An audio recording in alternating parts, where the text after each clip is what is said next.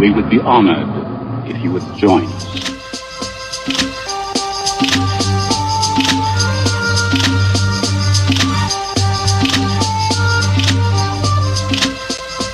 It is unavoidable. It is your destiny. Stretch out with your feelings.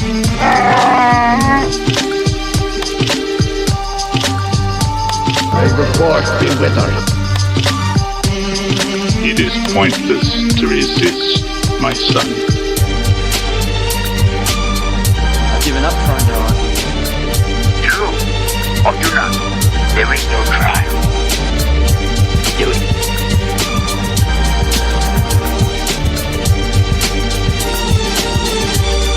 You don't know the power of the dark side.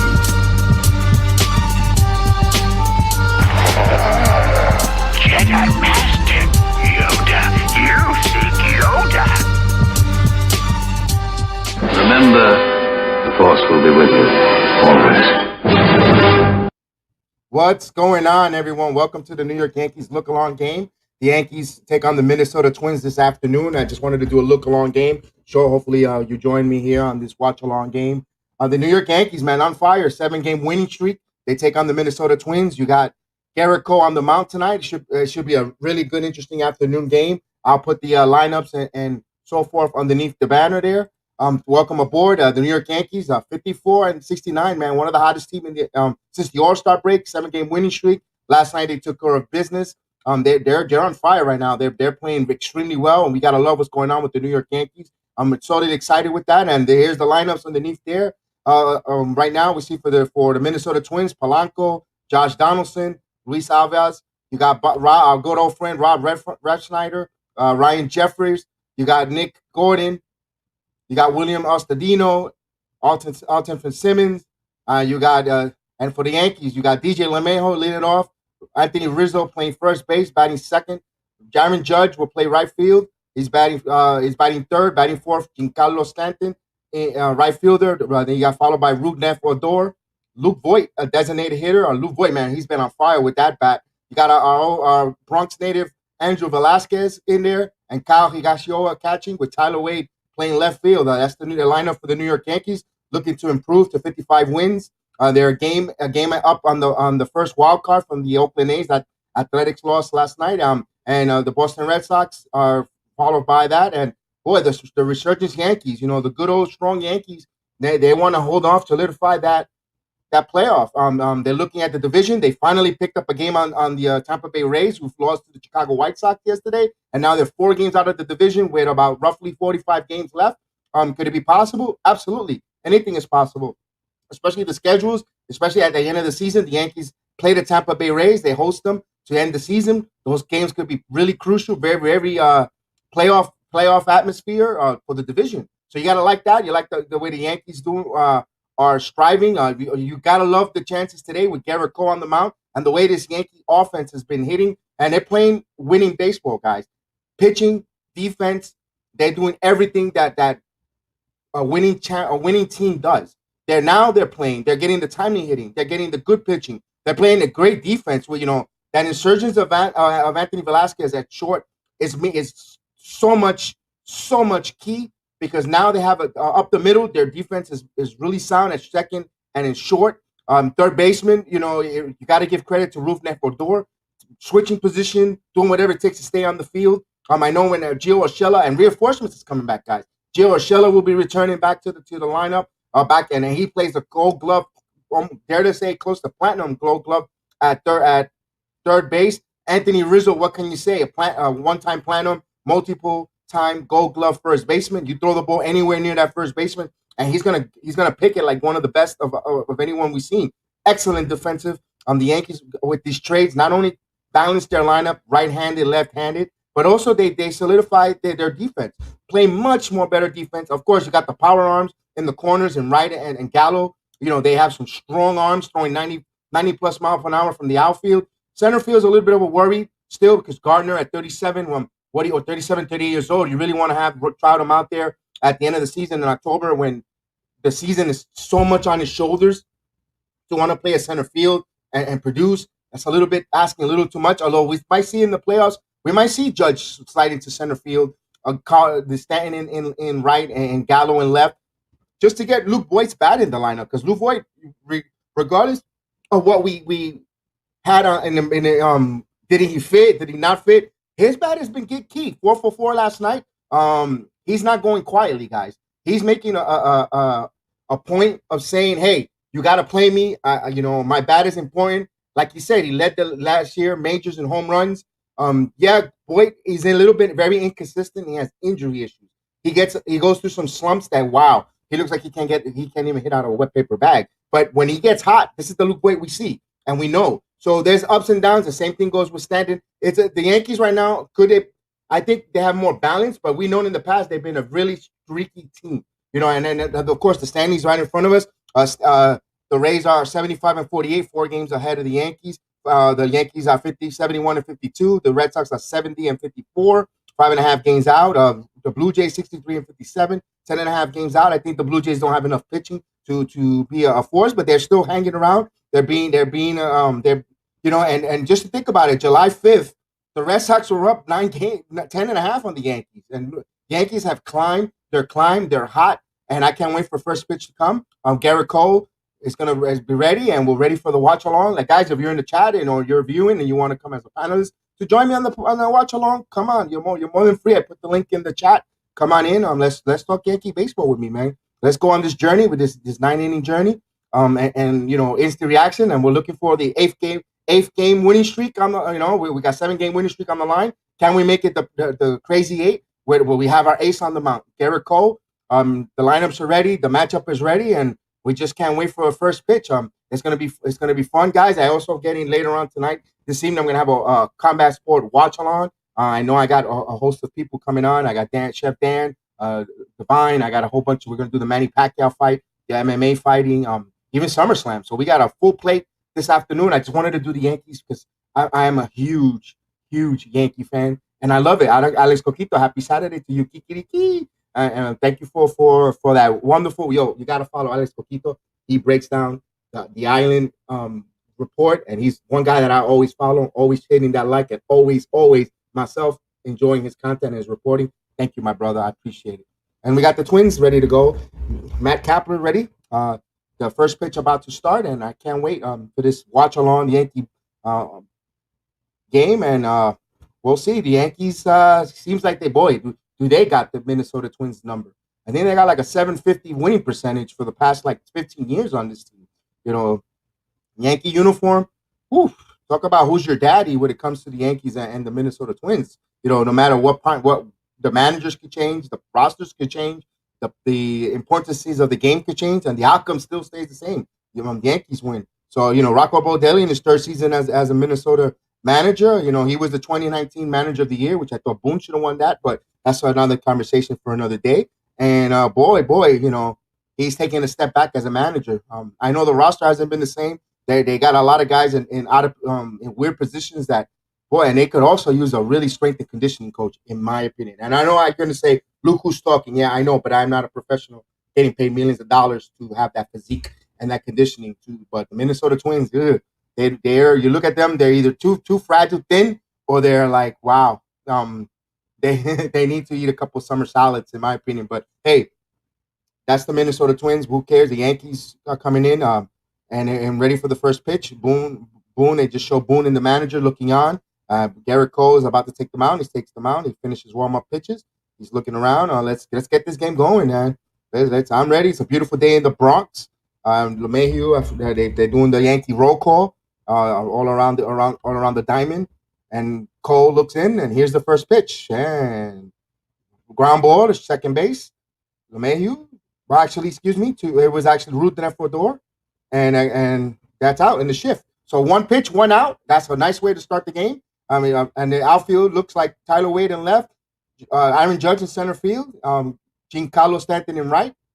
And then around the diamond, you got Ruben Fodor, the 3rd baseman, Andrew Velazquez at short, DJ LeMahieu at 2nd, Anthony Rizzo at 1st, and behind the plate, Kyle Hirashioka. Remember, I said Ruben Fodor grounded Ruben. Ruben was on the shift, and he was on the second base side. So if you score that in your scorecard, it's a 5-3. And now we have Polanco coming in, batting at 273. And Cole looks in. Yosha gives him the sign, and here's the delivery. Strike right down the middle, 98-mile-per-hour fastball. Up. Polanco with 273, 21 home runs, 70 RBIs. He's batted. He has an 8.5 OPS. And here's the 2-1-0. A curveball in for a strike. 0-2. Quickly, Cole 0-2. A beautiful day again in the Bronx in Yankee Stadium. And man, that was a nice slider in there when he just cut it right down the plate, low, away. And 0-2. Ground ball back to Cole. Cole picks up, fires, out. 2 outs. 2 quick outs. 4 pitches, 2 quick outs. And Garrett Cole, man, quick work. Keep that pitch count low. Keep moving. Keep it going. Wow, hopefully he gets a quick 1-2-3 inning. That's the key to get that Yankee offense up and running. And here we got Cole looking in, and we got the MLB rat of the Josh Donaldson batting 248, 17 home runs, 51 RBIs. Josh Donaldson hit a home run yesterday in a meaningless, empty-calorie home run, but he got one yesterday. And Donaldson versus Cole. Salute, Hector Project Nerd. No problem, man. Next time, I know everyone had an errand. And here's the first pitch. Up and up. A curveball up. And it's 0-1. Yes, sir. No problem, man. At your convenience, there's 9 innings. There's 9 innings, and you probably can help me take it home. I won't lose my voice at the end of that. So, yeah, Hector Project. And 1-1. Strike. 1 ball, 1 strike. Cole looks like he's dealing. He's got 6 pitches already, and he already has 2 outs. So that you gotta like that. His pitch count, his economical pitch count. Donaldson digs in. Cole looks at the sign, and here's the pitch. Outside, 2-1. 2 balls, 1 strike. No score, just started. 2 quick outs. Cole has had 7 pitches. Economic pitching. And he looks in the sign, and the 1-2. Swing and a miss. 2-2. 2 balls and 2 strikes. Boy, Cole, first inning, man. Although the Minnesota Twins are jumping and they're probably the scouting report jump often, jump quick, and that's how we want to do with one of these aces pitching. You want to strike quick, but right now they're not for nothing. It's 2 balls, 2 strikes, 2 outs, and the 2-2. Strike 3. Painted it beautiful on the outside lower court, and Donaldson's having a few words with the umpire. Hey, be careful. Angel Hernandez behind the plate, ladies and gentlemen. So it's going to be a fun, interesting watch along with Angel Hernandez. He's one of the most not so great umpires. If you know him, if you know his name, he's not doing a good job because Angel Hernandez, there's a lot of controversy with him around him. But we'll keep an eye on his umpiring skills. He's already having some few words with Josh Donaldson with him. So it'll be interesting to see going forward if there's any more grief. How quickly would he put the hook and throw people out of the game? So the Yankees coming up to bat, no score, 1-2-3, quick inning for the Minnesota Twins. They went really extremely quietly, and Cole looks good the first inning there. So the Yankees going for the 8th straight win. We'll see if they could improve on that, and we gotta love our chances, man. It's fun to see. It's a fun time as a Yankee fan. Especially the second half. You want the Yankees to get hot, and we want to see them to get cooking in the right time, and you gotta love it, man. And right now they're in a commercial break, and we enjoy you guys. Thank you for listening. Hit that like and subscribe. Thank you for joining and listening in on the Yankee Watch Along program with Bronx and the Bronx Sports JEDI Network. And I appreciate you on this Saturday afternoon, wherever you're at. If you're working out and about and you can't watch the game, the Watch Along is here. I'll do the call of the play, and I'll call, and you're hearing the game called by a fan from a fan. I'm a huge fan, born and raised in the South Bronx. Not so far from Yankee Stadium. When then I moved further away to Throsneck. So I've always been a Yankee fan. It's in my blood. I cannot say I cannot be a Yankee fan. I like the way the sign says in Yankee Stadium. Thank God made me a Yankee, or I thank God that God made me a Yankee fan. So I love it. I'm a big, huge Yankee fan, representing them here in Orlando, Florida, where I'm currently living, and I'm a huge fan of the team. Support them in every way possible. So thank you for giving me that. And the Yankees come up to bat. You got DJ LeMahieu coming in, steps into the batter's box. He steps back out. So, a little cat and mouse game. Josh Donaldson is still heated, and still talking and screaming in the. I'm surprised he's not gonna get thrown out.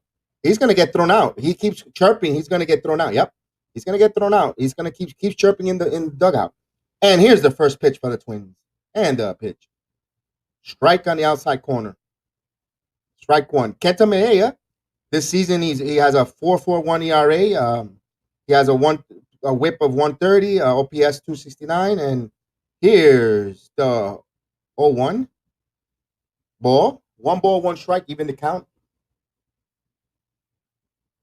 LeMahieu batting 272, 8 home runs, 49 RBIs, a 726 OPS. And not having the same LeMahieu type of offense, but hey, if he gets hot in the second half, I'll take the old LeMahieu in the second half. That's what counts in the playoffs. So here's Maeda with a 1-1 pitch. And the 1-1. Outside curve. 2 balls and 1 strike. Bottom of the first inning, the Yankees are just coming up to bat. And it looks like Maeda likes to throw a lot of his sliders. He uses his 36% of the time. And the 2-1 pitch. Swing and foul back. 2 balls and 2 strikes. Just got on the way. No score. Bottom of the first inning. Yankees are up at bat. And here we go. And Kenta Maeda, according to stats, is the lowest fastball usage in the major league at 31% in the minimum of 100 innings. So we got the 2-2 pitch coming in. Maeda looks at the pitch in the windup. And here's the pitch. Blow. Full count. 3 balls, 2 strikes. Leadoff hitter on. Leadoff hitter up at bat. No score. Bottom of the first. You got Rizzo on deck. The full count, the 3-2. Looks in. He's the windup. And the 3-2 pitch. Swing and a miss. Strikeout. Caught him on a slider, guys. So LeMahieu down. Well, you could take the one thing you could take good on that. You made him throw 6 pitches in that bat. If the Yankees can average with long pitch count, get that going. That's how a staple also of success when you have the starting pitchers. Although these days the bullpen has a lot of arms and the guys, anybody could come in there and throw over 100 miles an hour. But you want to get into the bullpen and you want to make the pitcher pitch a high pitch count. So here's Anthony Rizzo coming in. Rizzo with here's the pitch. Blow outside, ball 1. And here's Rizzo between both Chicago and New York. He's batting 248, 17 home runs, 49 RBIs, a 797 OPS this season. And here's the 1-0. Outside, 2 balls and no strikes. Boy, Rizzo has indulged himself to Yankee fans. Coming in here, that Marlins game, that Marlins series. Wow, what a pickup by Cashman. I personally can't stop talking about it. And you got the 2-0 pitch coming. And here it comes. Strike. 2 balls and 1 strike. Curveball dropped right in. And Anthony Rizzo looks in. Beautiful day in the Bronx. Rizzo looks. Maeda looks in. Here's the pitch. The 2-1 pitch. Swing, foul. 2 balls and 2 strikes, evened up the count. 10 pitches. Maeda's at 10 pitches. With 1 out in the bottom of the first inning. No score.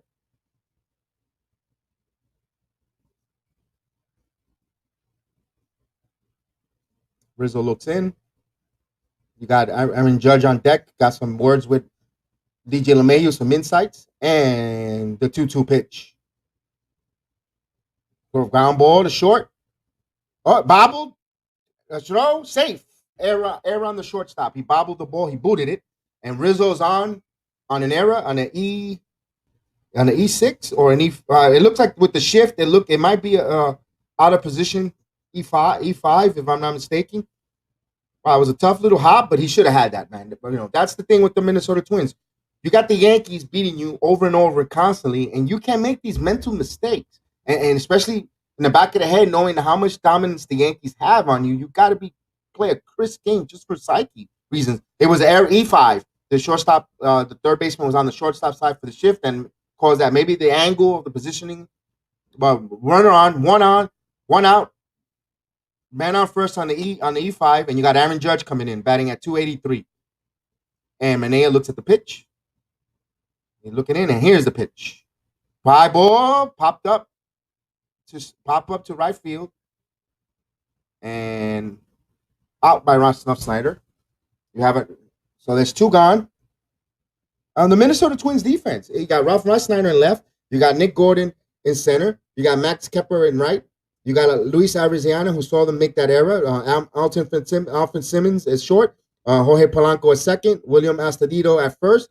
And Ryan Jeffries behind the plate. William Astudillo, the Tortuga, the turtle, at first base. Okay, 2 outs. Runner on first on the E5. And Giancarlo Stanton is up. Stanton batting at 262. And here's the pitch. Strike right down the middle, man. 89 mile per hour changeup. Oof. Wow. A lot of gutsy. He hung that changeup at 89 right down him. Good thing. Stanton at 262, 20 home runs, 59 RBIs, 825 OPS. Having a pretty good season. Manaea looks in.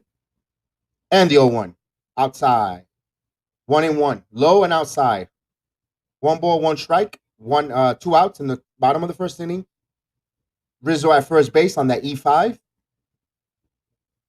And during the 18-game on-base streak, he's batting 302, 4 home runs, 13 RBIs. And the 1-1 pitch. Here it comes. Low. And there goes Rizzo. Rizzo saves the base. Boy, Rizzo stole that base all on Manaea. Sneaky speed. No matter what we say for Rizzo, is pretty sneaky. Sneaky, quick, athletic first baseman. We're looking at. He took it right off, man. Wow, that was very impressive. Very impressive. It's not the speed is knowing what stealing bases is an art. You got to know when to go. You don't have to be the fleet-footed, though it helps. But if you know when to go and jump your timing, it's good. Now you have runner scoring position, 2 ball, 1 strike for Giancarlo Stanton. So you got to like that going. And it's a 2-1 count. And a 2-1 inside. 3 balls and 1 strike.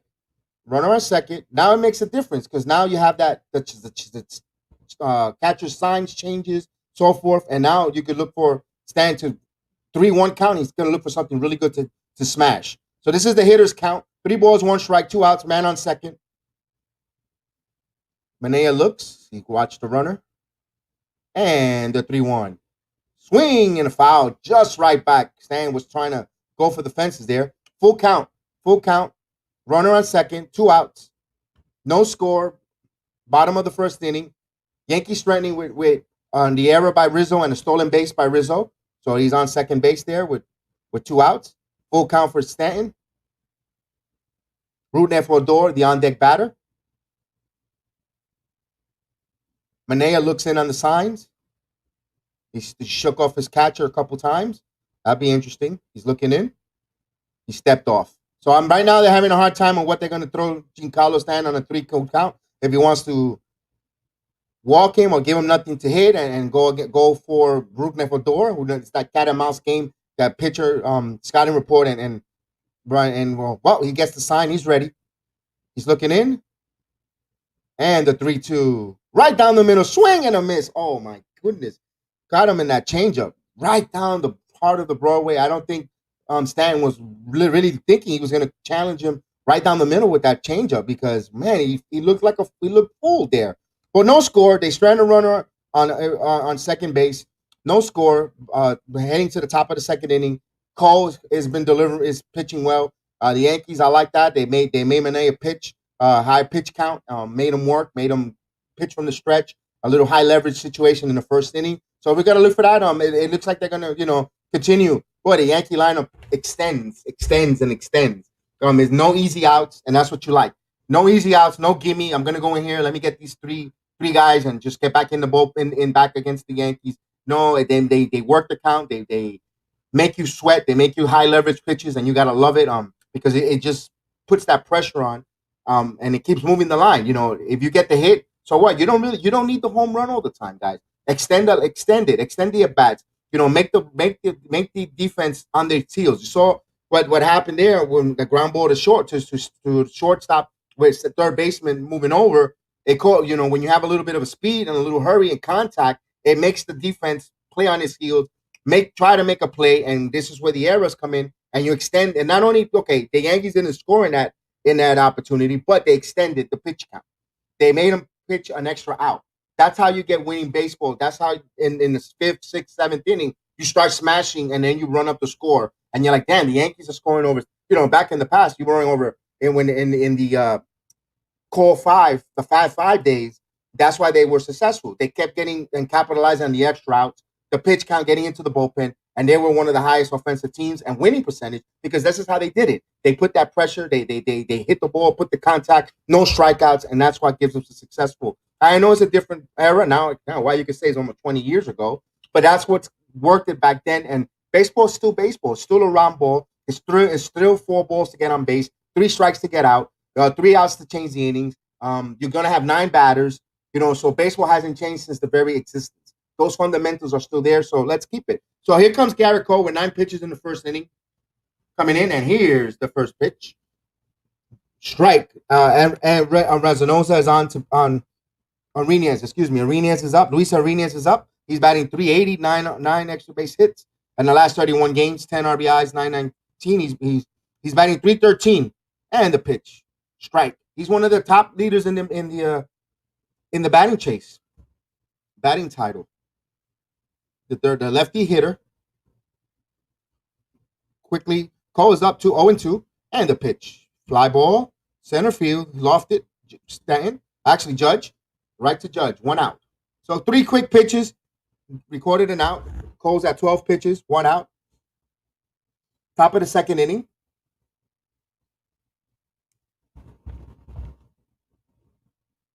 Remember, Garrett Cole's coming back off of the COVID.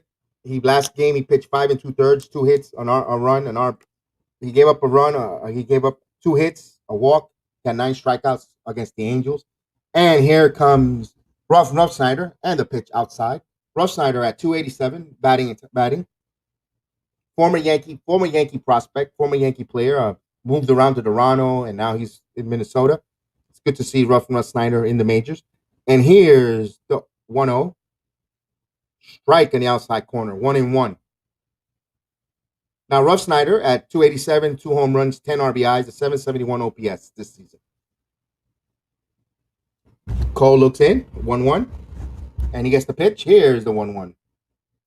Ball swing in the gap. Judge with the catch. Nice play for Judge. He ran that down, tracked that down nice. 2 outs. 2 quick outs. I was actually impressed on that, the way the Aaron Judge covered ground in center field there. Very good. Excuse me, let me have a drink of water.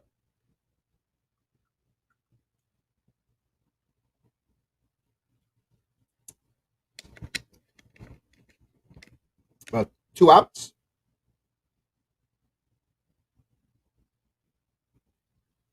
Jeffries is up, and the first pitch in there, called ball, breaking ball in for a strike.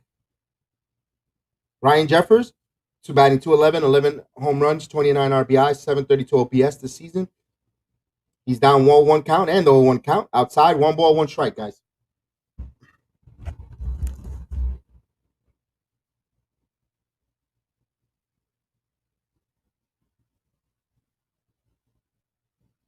One count, no score. Cole looks in. Cole ready to deal with the 1-1 pitch.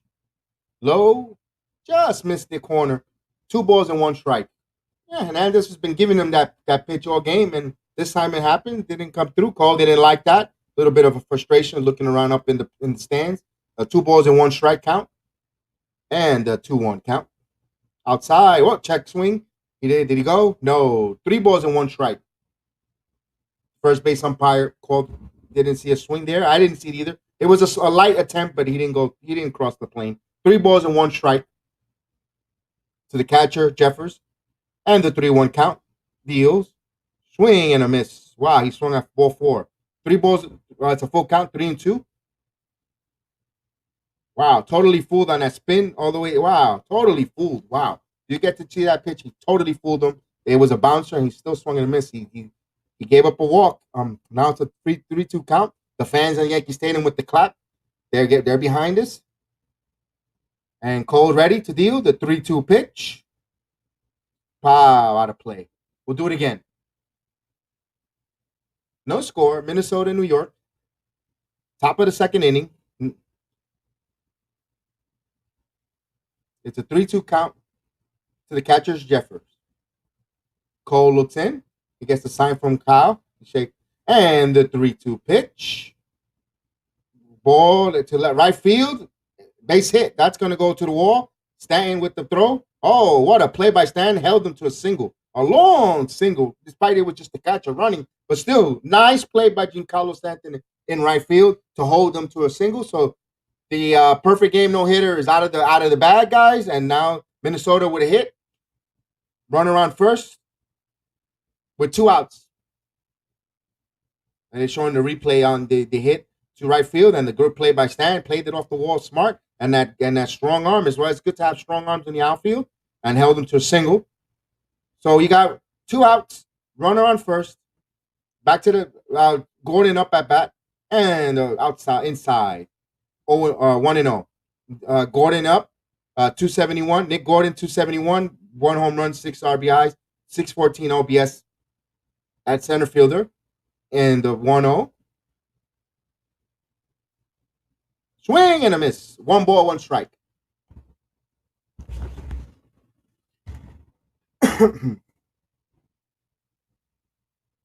One ball, 1 strike. I'm pretty sure they're not going to move the runner there due to the fact that he's the catcher. He's slow. So you don't have to worry about that hit and run or stolen base opportunities. But you still got to keep an eye on him. And a left-handed Nick Gordon and the pitch. Ball smashed deep. It is going to the wall. Off the wall. Stanton with the throw.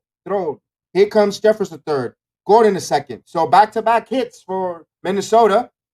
You got runners on second and third, but it's 2 outs, folks. 2 outs. You know, they can make their Minnesota Twins are making a small noise here. Top of the second innings, but there's 2 outs. Cole needs just to slow him down a little bit. Maybe you want Odor to come in and speak with him for a little bit just to slow the pace down. Just to remind them it's 2 outs. He can still get out of the inning, make his perfect pitch, and nothing happened. But you got a double, got a single and a double back to back. You got runners on the bases with 2 outs, and you got Ostedillo coming up, the aka the Tortuga. Williams, Austinino, 256, 6 home runs, 18 RBIs, a 689 OBS. And Cole looks in. Here's the pitch. Pow, out of play. Quickly 0-1. So the Yankees got a little traffic, going through their first adversity in the top of the second inning. Runner on second and third with back-to-back a single and a double. And now we got an 0-1 to Ostedillo. 2 outs. Top of the second. Cole looks in. And here's the 0-1 pitch. Outside. 1 ball, 1 strike. Ostedillo looks. He steps out. He's collecting his thoughts. The crowd is filing in slowly but surely to Yankee Stadium on a beautiful day. And Cole looks in on the 1-1 count. He's ready. And here's the pitch. Popped up. This should end the inning. Rizzo calling for it, and he makes the catch. No side retire, no damage done. He's Minnesota strands 2 runners on, and there's still no score. Bottom of the second inning. And well, with that, I'm going to take a quick break so I could drink a little bit of water, guys.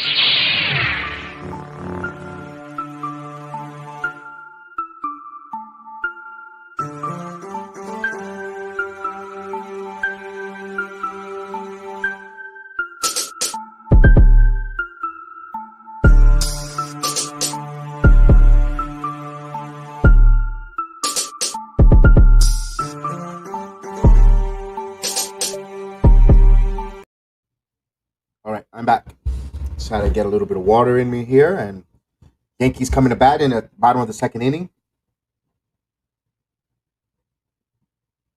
Hit those thumbs up, the like and subscribe. We later on this evening we're gonna have the Combat Sport watch along program. We got a lot of things going on this evening in the world of sports. We have UFC 35. We have SummerSlam, a rare Saturday night treat, and we also have the boxing pay-per-view with Manny Pacquiao and Ugat. So we'll be doing the look along, watch along. Hopefully we'll have more people on board with our Chef Dan, Divine, any other Kangaroo Jack or so forth, or different people there. We're going to be on the live look along, and the Jedi is going to be on talking a lot, but we'll don't worry about it. We'll get through it. There's a lot of activity going on, and it's fun time if you're really a sports fan. You got a lot to do on a Saturday night, and thank you for listening in and joining me on. I know it's a summer Saturday, and you guys are out there, out and about doing your things, or out in the pool, or in your car, whatever the case is. I appreciate you listening to the Yankee game. I'm not able to listen to the Yankee game on. Don't mind not have the Odyssey app, or you're not in region or whatever. You could listen to on YouTube. I'll give you the look along with it, and you guys could enjoy if you're a Yankee fan. I appreciate you guys listening to me on there, and hit those likes. Let me know that you guys out there and appreciate and I appreciate you guys for giving me your time. So yeah, so we're back on.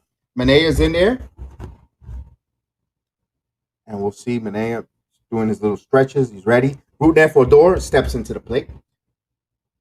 Odor at 218, 14 home runs, 38 RBI, 706 OPS. He has come up with some big hits for the Yankees. Here's the first pitch. Outside. 74 mile per hour breaking ball. 1-0. Odor has been very, very important key pickup for the Yankees. Come in and play some solid play. And here's the 1-0.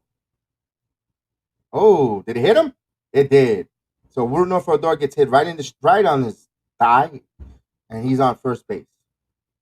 Hit by pitch. Let's see where it was. It was a breaking ball that hit the back part of his. Oh, right on the knee. Oh, I thought it was his thigh, but hit him right in the inner knee on his left leg. Yeah. That was a breaking ball. Good thing it wasn't a fastball. It was a breaking ball that broke into him. So runner on first on a hit by pitch. And you got Luke Voigt, who's been on fire, 4 for 4 last night.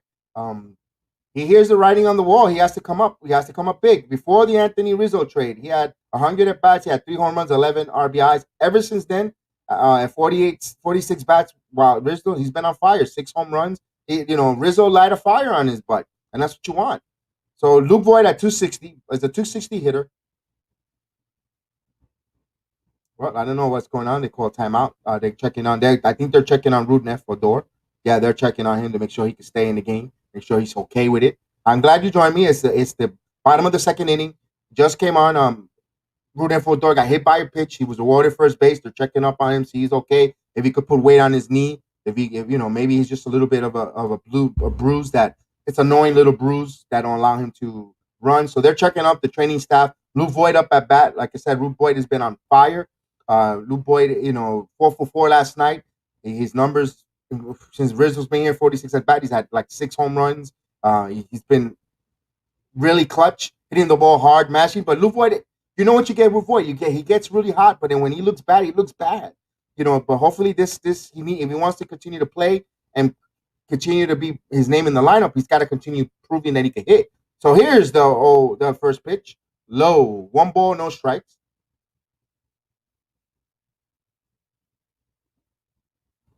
And Voigt steps out for a minute out of the plate, collecting his thoughts, and he stepped into the batter's box. He's looking in. Odor first takes a small lead. Manea looks in. The 1-0. Here's the 1-0 pitch. Inside. Way inside. Last night, they were showing the replay of Voigt's home run. Straight away right center field. One of his signature hits. That was one of his signature home runs. Voigt has been on a tear. So he had a monster night last night. And here's he steps in. He's up 2-0 count. So look for him something so he could drive. And here's the 2-0. Yay, inside. 3-0. So Manea's got a little bit of a control issue. He hit Odor. He's 3-0 to Voigt. He's at 23 pitches already. So, look, I told you about that pitch count. Get that pitch count up and get ready to capitalize and attack. So right now the Yankees are 3-0. You got runner on first. And the 3-0 pitch. Ooh, grind drive. First base hit down the left field. So quickly, on a 3-0 count, Luke Voigt hammered a single in between left center. And he's on. Runner first and second. Nobody out. And the Yankees, here comes the Yankees. Beautiful high fastball. Voit was all over it, hammered it right down. You don't have to get it out of the park. As long as you hammer it when there ain't no players, that's what you want. That's baseball, Susan. And you got to like that. So he's on. So we got first and second, nobody out. Yankees trying to make up a big inning, and our favorite Andrew Velazquez is here. The Bronx native, Velazquez up. He's batting 241. With 5 RBI, 611. He hasn't had his first home run yet, but he's not a home run hitter. So let's see what they do. Could they bunt? We'll see if the Yankees will bunt. Because these kids, they're fundamentally good. Vasquez, here's the pitch. Oh, dry ball, laced it, line to center. Nice shot. Brunette tests the runner. No, he stays put. So a line shot by Vasquez, but he just hit it right to the center field. There was a stunning shot. I personally would have waited him to take another pitch. He's been a little wild, but that's okay. I liked a little bit of aggressiveness, and he's talking to Luis Severino going back on it and says, "What did I miss? Did I miss a pitch there?" But Garner says, "Keep being aggressive." That's really nice to see there. It was really good. So 1 out, runner on first and second. You got Kyle Higashioka. He's at 187, 8 home runs, 20 RBI, 659 RBS. He's a backup catcher who has power. Kyle's personal catcher of Garrett Cole, especially a day game after a night game, worked out good. So Gyosha looks in, and here's the pitch. Fly ball, popped up, and for a base hit. A blue pit. Did they get him out at second? Yes, they forced him out. They forced Boyd at second because it was a flare, a bloop, and smart play by the outfielder. He couldn't get to it, but he quickly fired a shot to second base, and the Yankees are looking on replay. Are they going to challenge it? I don't think so, because I think they got him fair and square. I'm looking at the replay right now. He looks like he was out. Boyd was indecisive. He was in between. He didn't know if he had to go back to first, if he would have caught it. He was stuck in no man's land, in my opinion. It was a shallow bloop in between, in right field, and yeah, he's out. That was a good play there. There's no way, don't need to waste your replay. He's out. 2 outs. Unfortunate situation for the Yankees, but a good one for the Minnesota Twins, in my opinion. So you got runners on first and third with 2 outs. Here comes Tyler Waden. Tyler Wade has been hot this last few games. And here, stepped off by Minida. He wanted to make sure wasn't. So Tyler Wade coming in. He's at, he's in limited row. He's batting 433, 3 doubles, 8 runs, 6 stolen bases since August 1st. So he's been on fire, man. He's batting 269 overall this season. And here's the pitch. Ball, low. So 1 ball, no strikes. Minida is at 27 pitches so far. 2 outs. Bottom of the second inning, no score. 1 ball, no strikes. Runner on first and third. The runners are Higashioka first, and you have. Hold on a second. Here's the pitch. Well, I'll tell you who's at third in a minute. Here's the windup, then the pitch. Strike. Okay,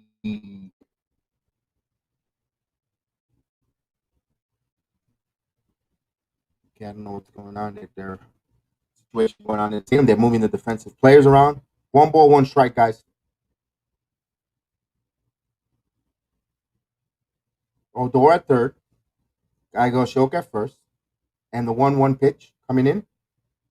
Ground ball, base hit. Yankees on board. What a nice hit by Tyler Wade. Hit it where they ain't there. He went with the outside pitch.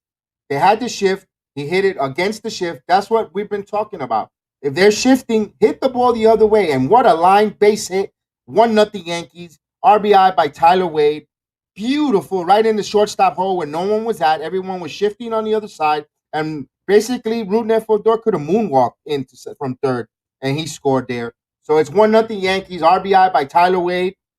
And you got to love it. The bottom, you like it. You love it, especially when the bottom of the lineup are catalysts and they're scoring. They're becoming. And it keeps extending the lineup. They see better pitches. They see better hitting, and now the Yankees are up 1-0 with the top of the lineup again.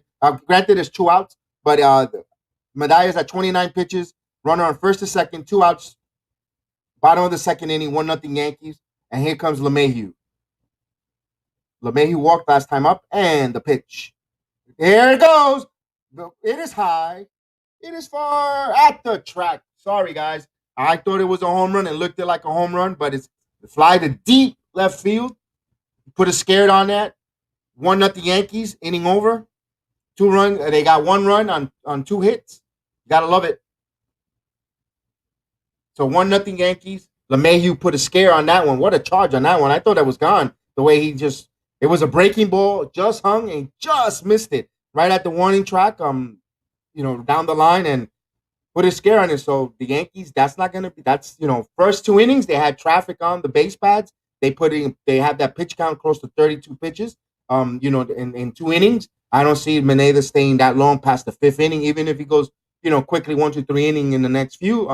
They're going to be in the bullpen longer, and you got Garrett Cole on the mound. Your ace, you got to now capitalize. Get some more runs. Do not leave. They left 2 guys on base, so they have left a total of 4 guys on base in the past few innings. But it's okay. They got a 1-0 score on a Tyler Wade RBI single, and they're putting pressure. I love their at bats. They're making the count. They're working the counts. They're putting pressure on these pitchers, and that's a recipe for success, in my opinion. So the Yankees doing some damage there. But we'll see. We'll see what it transpires. They need to score more runs. They're in the minute. Remember, I keep saying they're in the Minnesota head, and I think that they will keep adding pressure on there. So we gotta like what we see there. And it's 1-0 Yankees. They're in a commercial break, and we'll definitely keep an eye on that. Around the league, we saw the White Sox last night. Finally, they beat the Tampa Bay Rays. The White Sox had a 5-0 lead, and they let them come back. And that was a little bit of a thing. We're like, wow, that was a little bit of a scare there, but they prevailed and they won. So you gotta like that. So the Yankees finally picked up a ground. They're 4 games out of first place, and they picked up a ground on that. Oakland, they're ahead of Oakland in the wild card, the first wild card standing by a full game, a game and a half on the Red Sox, and so forth. So we're ready there. We'll don't forget, guys, tonight the big Pacquiao Ugats fight. And here's Cole with the pitch, and it's a strike. Simmons up at bat, the number 9 hitter. He's batting .217. Quickly, he jumps the Cole 0-1 count. Simmons at .217, 3 home runs, 26 RBIs. And the 0-1 pitch. Low, wow. 1-1. He's been giving that call all game. And Angel Hernandez, I told you, Angel Hernandez, a little tricky there. 1 ball, 1 strike. And here's the 1-1 pitch. Strike right down the middle. So quickly, 1 ball, 2 strikes. It should have been strike 3, in my opinion, but that's it. That's how it goes. 1-0 Yankees. Top of the 3rd inning. Garrett Cole with the 1-2 pitch. Here it comes. 2 balls and 2 strikes. Evens up the count. Cole's right now in the 3rd inning, 32 pitches. Remember last inning they had 2 runners on, and he got out of that. So it's a 2-2 pitch. He looks in. Gashioka gives the signs, and the pitch. Swing, ground ball to Rizzo. Rizzo fields. He fires. Out. Wow, Rizzo made it look easy. He bobbled it. He still had the calm collective. Threw it to Cole. 1 out. Nice play. You could see that he works on his craft there. Remember Rizzo didn't have a spring training with this team. So for him to fire that play and that perfect timing with the pitchers to throw the cover and good play by Cole covering first base, getting off the mound and covering it. That looked at, that's a hard play, difficult play. As a first baseman that I was, it's a difficult play to have the timing with the pitcher and throwing the ball where you're not. So that's a good play there. Very underrated play. Here's Matt Kepler, the top of the lineup again. 0-for-1, he grounded out on the first pitch. And Cole swings and deals, and the pitch. Strike. Angel Hernandez called. A little bit outside, but he called it a strike. We'll take it. 0-1 count. So Kepler wanted to see an extra pitch because he swung at the first pitch, and the 0-1. And appealed on the first. Nope. 1 ball, 1 strike, guys. Top of the first inning, 1-0 Yankees on an RBI by Tyler Wade. Cole looks in.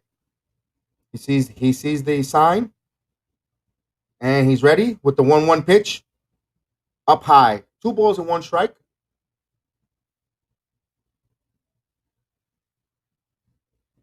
Beautiful day in the Bronx.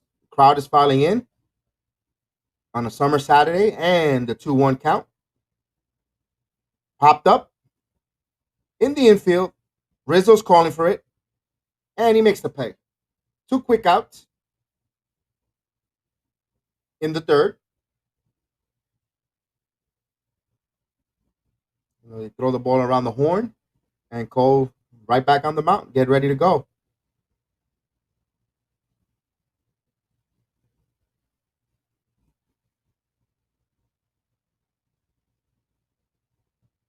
Saturday matinee game in the Bronx.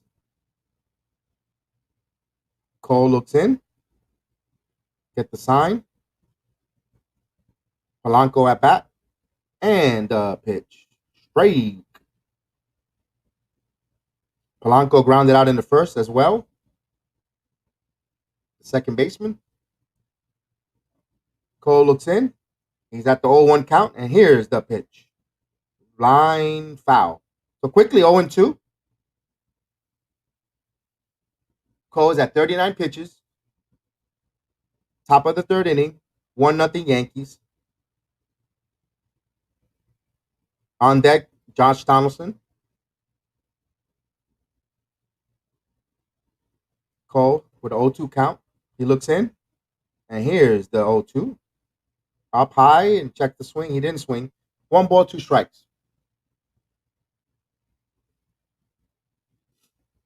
They show the replay of that, and he didn't swing. He held up. So it's a 1-2 count. Cole's exactly at 40 pitches right now, and we'll see what happens. And the 1-2 ground ball to the shortstop on the shift, throws, inning over. So it's a quick 1-2-3 inning at 41 pitches. Garrett Cole has a 1-0 lead. Both surrender one. The Yankees are up 1 run, 2 hits, no errors. Minnesota, no runs, 2 hits, and an error. So they're checking Garrett Cole for his hat and expecting him for no sticky stuff. And the Yankees are bottom of the third, up 1-0. Can they keep putting pressure? They've been having traffic for the first 2 innings on Manida, having his pitch count up and becoming a pest. And we'll see. We'll see if they could continue going with that. So I'm glad you guys are listening, and thank you for coming aboard and watching with me and listening. And the Yankees are up 1-0, and we bottom of the third inning. I appreciate you guys. Hit that like and subscribe and that notification. So when I do different watch-alongs, would love for you guys to be part of it and help me go through the journey. I'm absolutely there. I know the Mets. I've been saying I got to do something on the Mets, and I am going to do something on the Mets, and I want to do something on the Mets. Right now, the Mets are struggling. They're really, maybe we could change their fortune. I am truth transparent. I am a Yankee fan, a Yankee lover. Not because I don't have no ill will towards the Mets at all. I want to do something for the Mets. I want them to change their fortunes. I want them to get on a run, win that division. I personally would love to see a Yankee Met Subway Series. I would definitely love to see that again. And it's also fun when the Mets are in the playoffs and doing noise and I love the camaraderie of the fan base back and forth and all that with it. So I am pulling for the Mets. I'm hoping the Mets turn this around in Los Angeles. But right now the Dodgers look like they're just above a step ahead of the Mets organization. But remember, no Jacob deGrom, they're no Lindor, no Baez. Hopefully they get back sooner and later on the field. I wish Conforto will get his act together and start, hitting and becoming a threat, offensively, and just so forth. There's a little bit of an issue with JD Davis and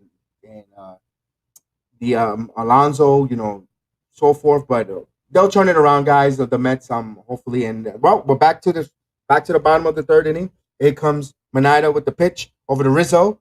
And the pitch. Swing and a miss. Quickly 0-1. Remember, Anthony Rizzo reached on an error and stole the base in the first inning.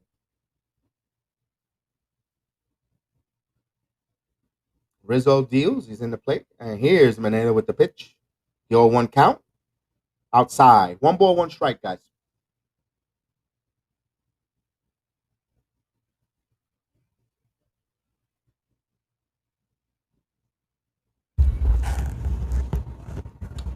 here's the 1-1. And the pitch. Foul out of play. So it's quickly 1 ball, 2 strikes. Bottom of the third inning, no 1-0 Yankees. Nobody out. But Maneda's actually at 33 pitches. His pitch count is actually better than Garrett Cole's, even though Cole has pitched a half an inning more. It seemed that they would have been the other way around, but I'll take that. It's a 1 ball, 2 strikes for Maneda. Maneda deals and the 1-2. Ball low outside. 2 ball evens the count at 2 balls and 2 strikes. Rizzo. Boy, Rizzo has really become a quick fan favorite with his defense, all-around player.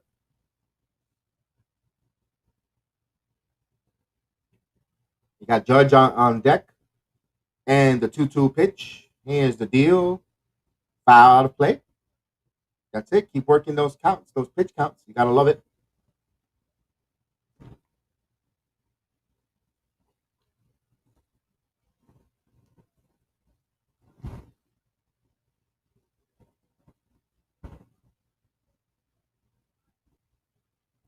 Two count on a beautiful, looks like a hot, muggy day in the Bronx. And the 2-2. Here's the pitch. Foul out of play. Good bat there. Rizzo battling in there, fouling pitches off, making the pitchers count. Didn't work. And it shows Yankees versus the Red Sox. The Yankees are 6-3 over the Red Sox. I guess they're talking on the broadcast about the Red Sox and Yankees comparison head to head. They were 0-7 the Yankees. Now they're 6-3. So the Yankees are 6-10 over in the whole season series with the Red Sox.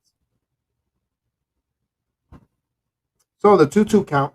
He looks in, and here's the 2-2, and outside. Ooh, that was a close pitch there, Rizzo. Full count, 3-2 count. That was a little close. But Angel Hernandez there, you never know whether he could call a strike or not call a strike. So that was too close for me, too close for comfort. But it's a 3-2 count to start off the bottom of the third inning. 1-0 Yankees. Maneda looks. He's set, and here's the 3-2 count, and popped up swing and a pop up to behind second base, and makes the catch. Simmons. So 1 out. Not bad in a bat there. He made the pitcher throw extra pitches. He popped up. So they're showing the day. They're showing the beautiful Statue of Liberty in the telecast. Beautiful day in New York, man. Beautiful sunny weather. Looks hot. You see all the boats out there in the Hudson River. Oh, beautiful day. Nothing like a summer in New York, in my opinion. So 1 out. Here comes Aaron Judge, who 0 for 1 flied out in the first. Our Judge at 282, 27 home runs, 65 RBIs. And here's the first pitch. Strike. Low strike. A fastball right at the knees. Quickly 0-1. So Aaron Judge in there. 1-0 Yankees. And here's the 0-1 count. And the pitch. Foul. What a line. Foul out of play. So quickly 0-2 on Aaron Judge.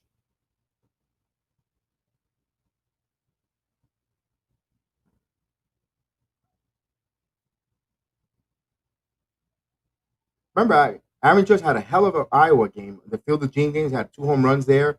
It was really, really something to see. He carried a team on that White Sox series. He's been playing really well lately. He's down 0-2 on this count. Manea deals and the 0-2 count, and foul out of play. So it still stays at 0-2.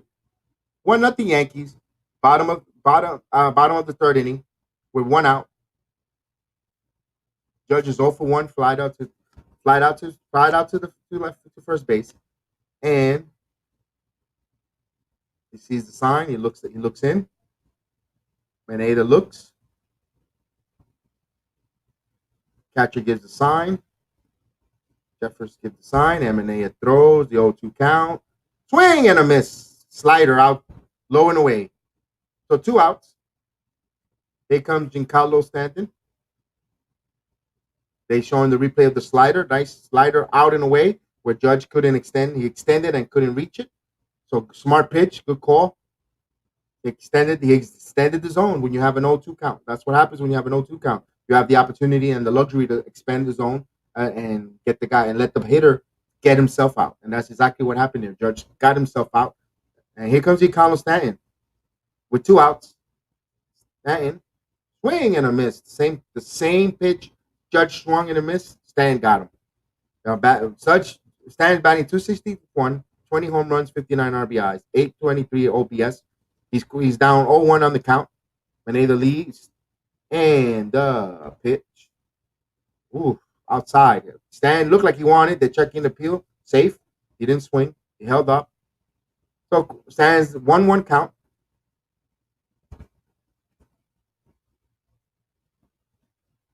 And Stan deals. That looks. Manaya looks. Deals. Maneda with the 1-1. Low. 2 balls and 1 strike count. 1-0 Yankees.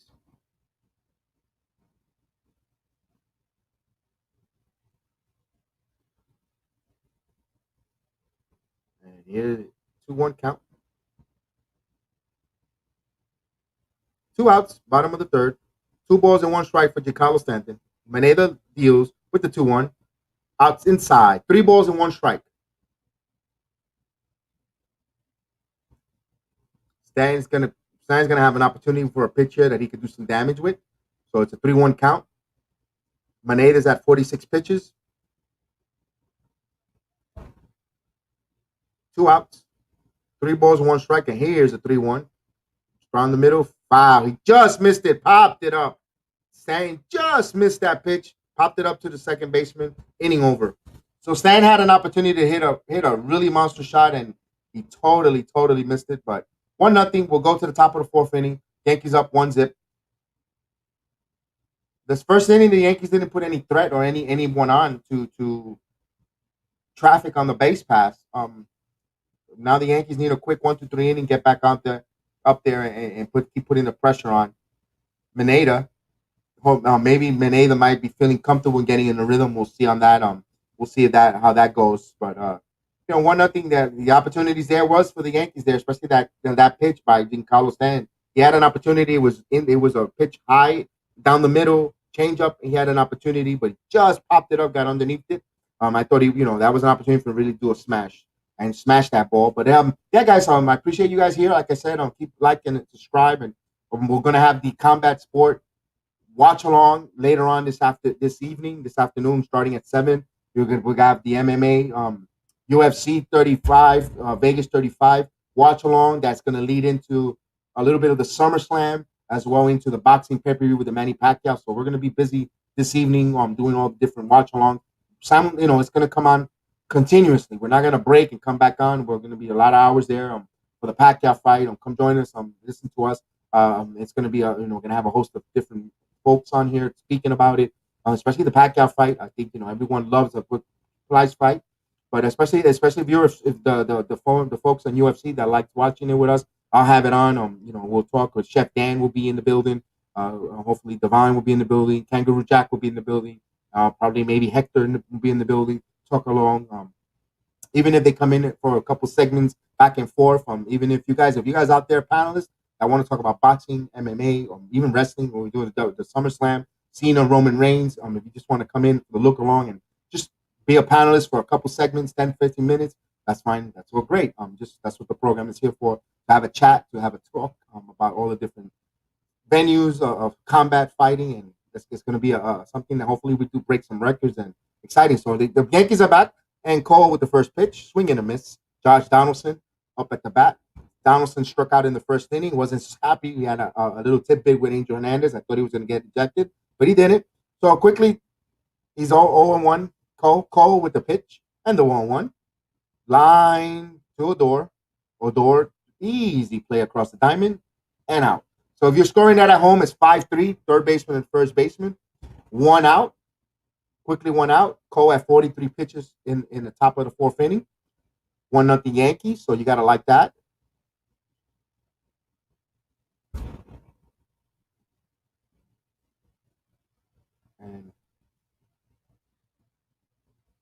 And Cole keeps speaking. Oh, that was on June 5th. I'll say, why is Thompson still speaking about the Garrett Cole situation? Let that already go. Let that line bet die. Let that topic die already. Let's move away. Let's move on from it. So it's 1 out. Top of the fourth inning.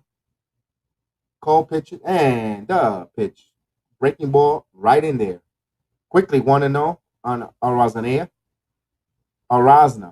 Excuse me. I keep pronouncing these names. I guess you get tongue tied when you're on live for some reason. And the one outside. 1 ball, 1 strike.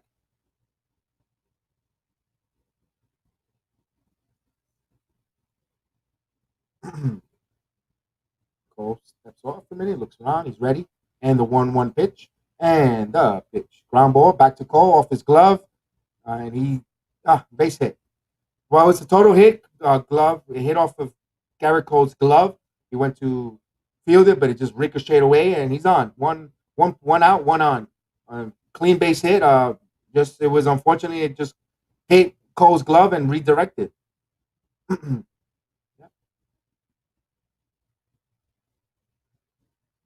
Okay, so a clean base hit, in my opinion. Let's see how the official scorers put that. I don't see an error at all in that situation. It looks like a clean hit, in my opinion. Minnesota does not have a lot of speed on the base path, so that's a thing. That's a good thing for the Yankees. And you got our friend Rob Snyder, 0 for 1. He lined to second base. Cole looks deal and the pitch, foul out of play. Quickly 1-0.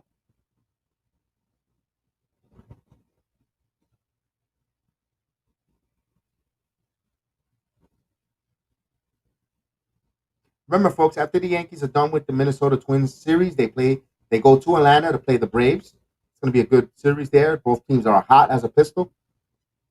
Cole looks in. 0-1 count. And the pitch.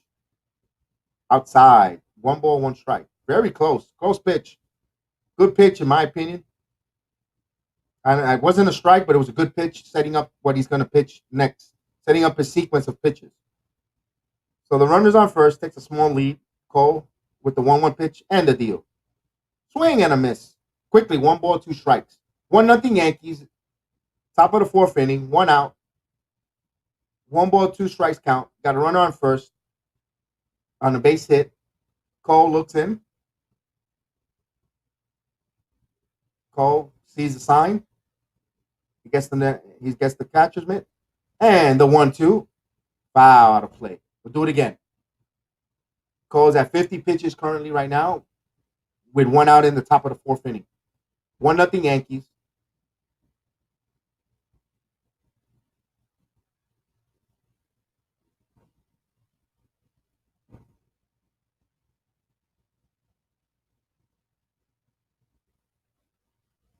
And here comes the 1-2 pitch. First, to throw over the first. Ooh, made it close. I mean, where is Arazna thinking? He's not going anywhere. Minnesota is slow of foot. I mean, you have to keep an eye on the runner, absolutely. But man, there shouldn't be that close at first. I guess he almost caught him napping, in my opinion. 1 ball, 2 strikes, 1 out. Runner on first. Cole digs in, looks in from the stretch, and he's going. Runner goes. Kagosha, oh my God! Oh wow, he had him pegged. Ball bounced, couldn't hang on, catch. Wow, the throw was a good throw. Velazquez couldn't handle it. He was out by a country mile. Wow, what an opportunity. Oh, man, what an opportunity they lost there. A good pitch to run on a high fastball. Gal had it, and Velazquez couldn't nab it on the scoop.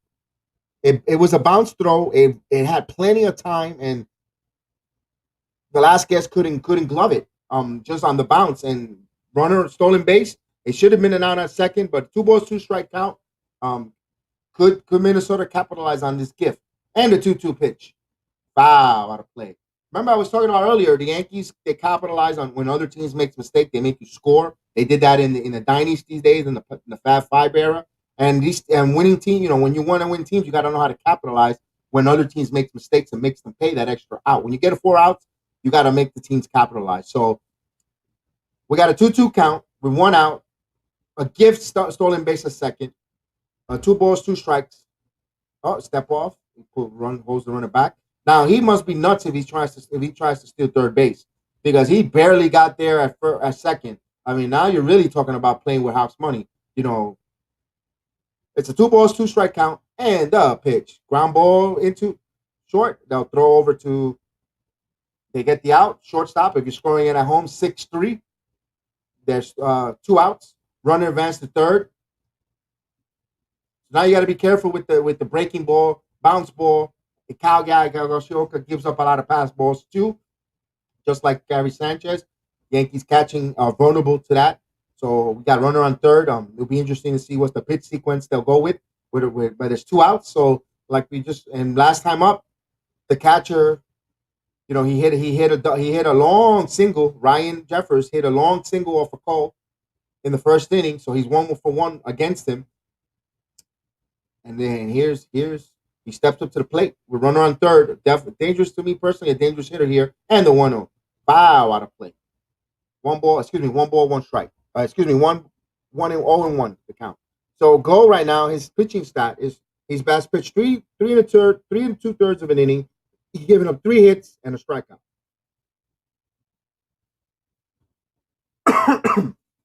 No walks. The 0-1 count. And the pitch. Strike.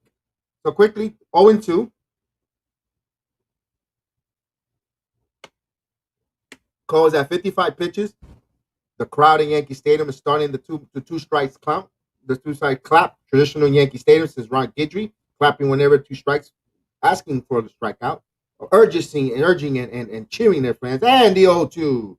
Strike 3. Painted the corner. Beautiful. Yankees get out of trouble. Minnesota strands the runner at third. 1-0 Yankees. Minnesota with 3 hits. Yankees with 2 hits. And then bottom of the 4th inning, 1-0 Yankees. Here on the Bronx Sports JEDI program, watch along. I appreciate you guys listening in and joining me on this watch along. It's so far been fun. Game is going pretty smooth. A lot of there's been a lot of action on the base path, a lot of different things. Scoring wise, a lot of hitting. Hopefully we get a couple home run calls for the Yankees coming up.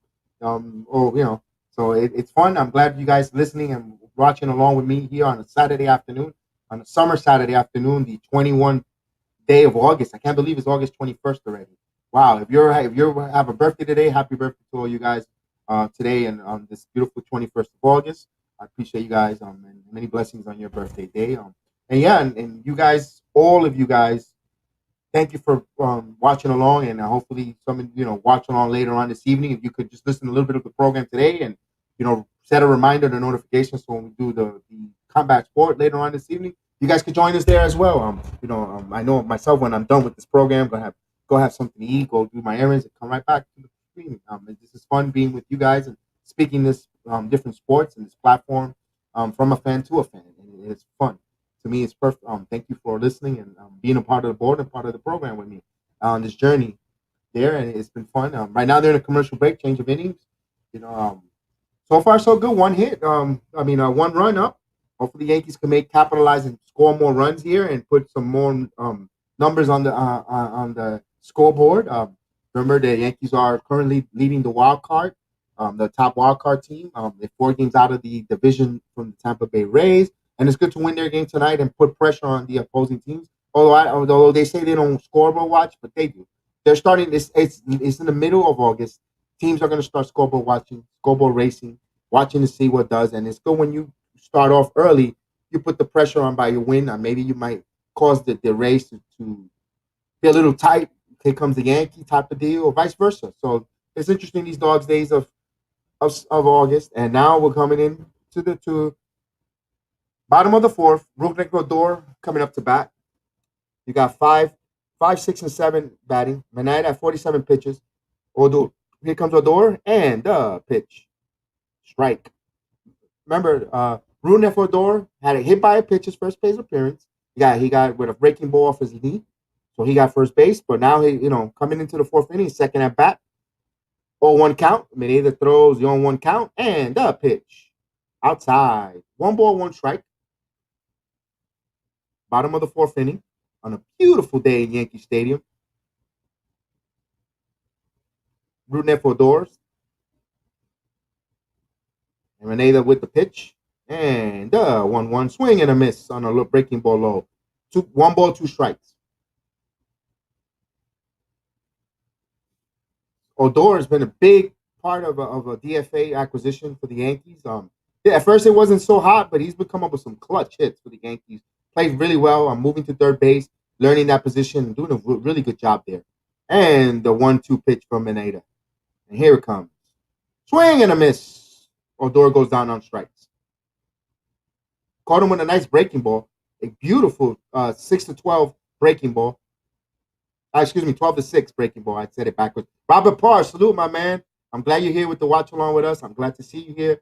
Our Yankees, bro. Yankees 7 games winning streak, going for that crazy 8 today with Garrett Cole. I'm glad you're here with the watch along party with us here, like you're always here with us. I appreciate that. Right now, Lou Voigt comes up to the bat. Lou Voigt has been 5 for 5, including last night with the 4 for 4 with a single in the second inning. And the pitch. Strike. Robert Parr says, I'm trying to put the TV up on the wall for the boys. Man, that's cool, man. I wish I was there to help you, man. That's pretty cool.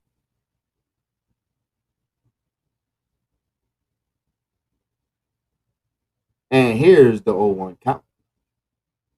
Ball. Now I can listen and work. Yes, you can, Rob. Absolutely. Rob, I'll give you a quick tip. Wherever you see the outlet, usually the beams are right next to the outlet. Where if there's an outlet, the beam, usually they mount the box on the outlet because I'm an electrician. So, wherever the outlet is, either right or left, is usually the beam. So if you could find the beam to put the mount for the TV, you'll be in good beam to hold that TV up. So that's a quick little insight. And the 1-1 pitch. Outside, 2 balls and 1 strike. Oh, they checked that. They checked the peel. Strike. I changed the call. 1 ball, 2 strikes. They say Luke went around. Wow. A little bit borderline. I didn't know that they asked for an appeal kind of late. Wow. Boy, don't like it. 1 ball, 2 strikes. I quickly called it a ball, but the appeal was a strike. So it's 1 ball, 2 strikes. And here's the 1-2. Foul to play.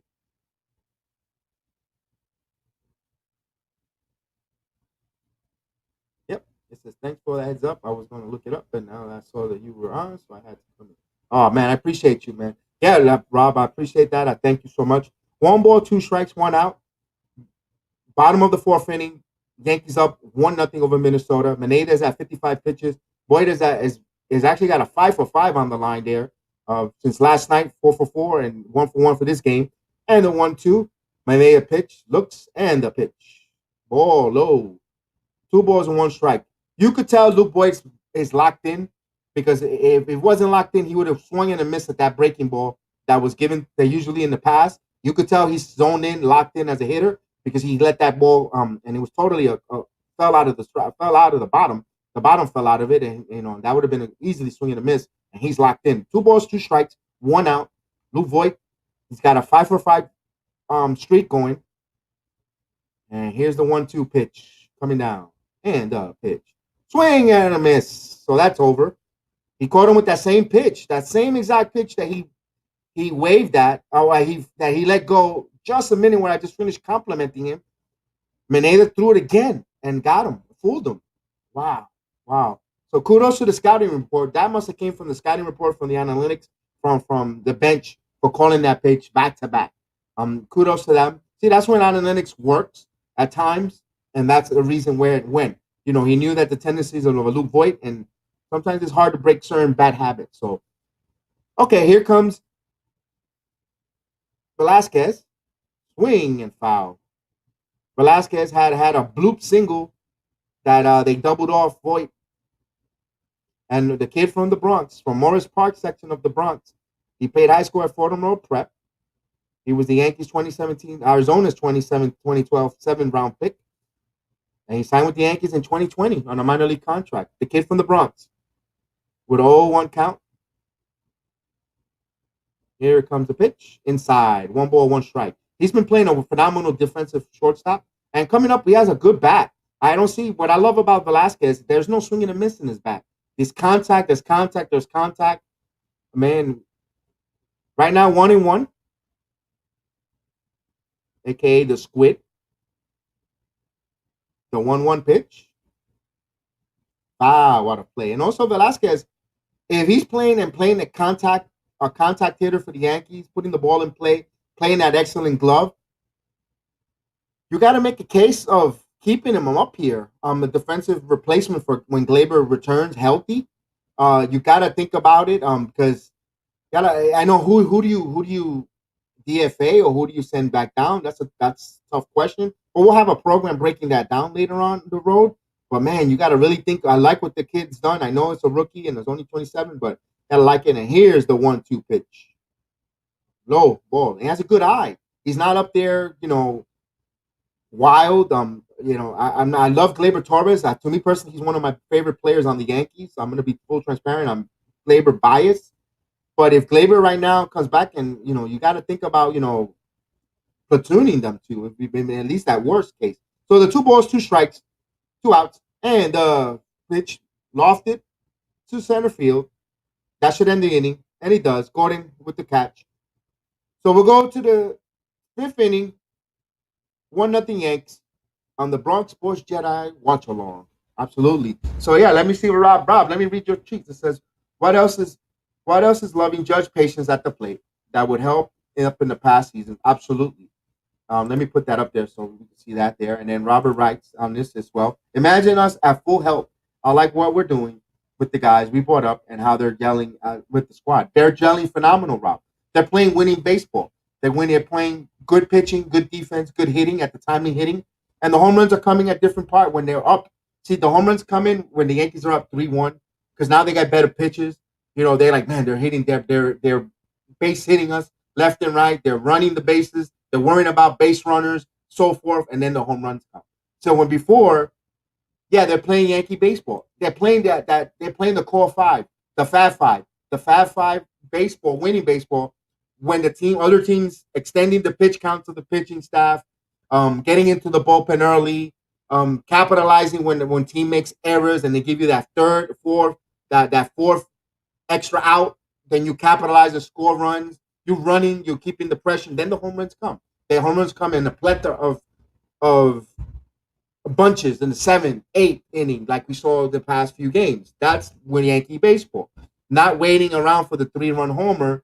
That's that's the problem. We love the home run.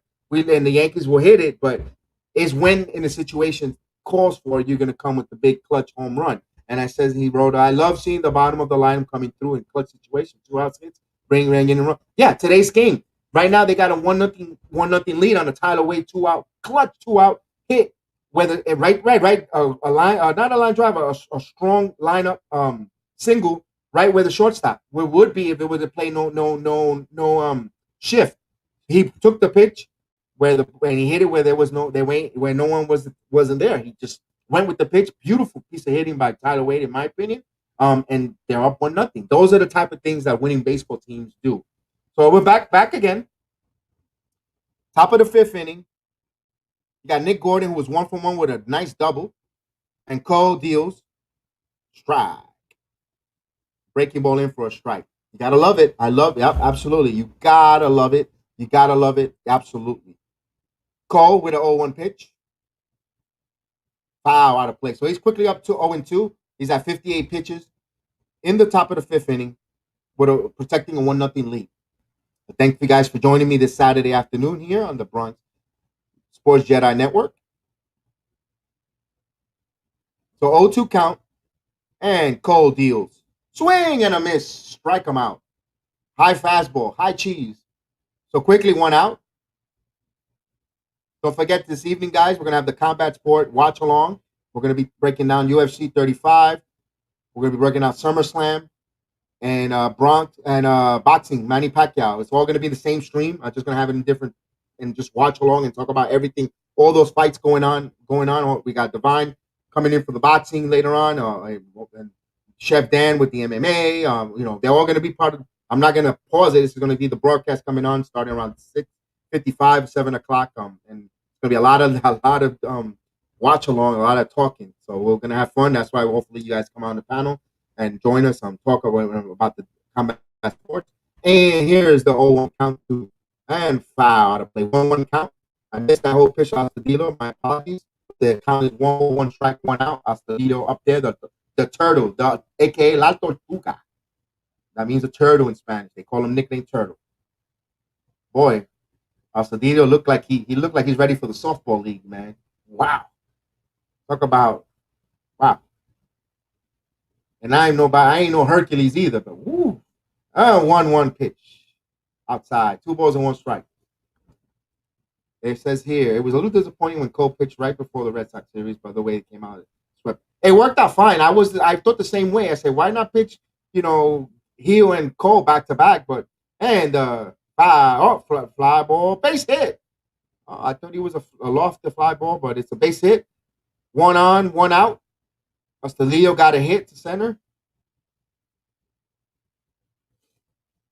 And yeah, I thought the same thing, Rob. I'd say why pitch Cole and Hill or Cole and Montgomery in a doubleheader, because that's the team you're catching, and you pitch Hill against the Anaheim Angels. They're not really, but it worked out fine. Hindsight is 2020. So run around first, 63 pitches. You got Alton Simmons in. Simmons dig in and the pitch. Curveball, strike, and high part of the plate at 84 miles an hour. He's quickly up 0-1. Remember, Simmons is 0-1 this afternoon. He steps out of the box for a minute, gather his thoughts. Yeah, Simmons is falling, man. I remember when he was with the Angels. Predominant, good player from Curacao, excellent. The defense alignment is pretty much straight up with Simmons. Quickly 0-1 with 1 out and the pitch. Foul out of play. The Yankees looking for a double play to turn. Simmons could run. It's going to be a hard shot, hot shot. I don't know. Although La Tortuga is slow at first, he can run too fast, so they'll get there. He's not going anywhere, but it's going to be hard to double up Simmons. But it could be possible. As quickly, Cole was up 0-2 on the count with 1 out. Bottom of the 5th inning. Yankees up 1-0. Cole looks the runner back. He's not going anywhere. He's not going anywhere. The 0-2 count. And the pitch. Bounce the ball. 1 ball, 2 strikes. Beautiful afternoon in Yankee Stadium. You see the crowd in there. You see the matinee Saturday. Beautiful day in the Bronx. Nothing beats a beautiful summer day in New York City, in my opinion.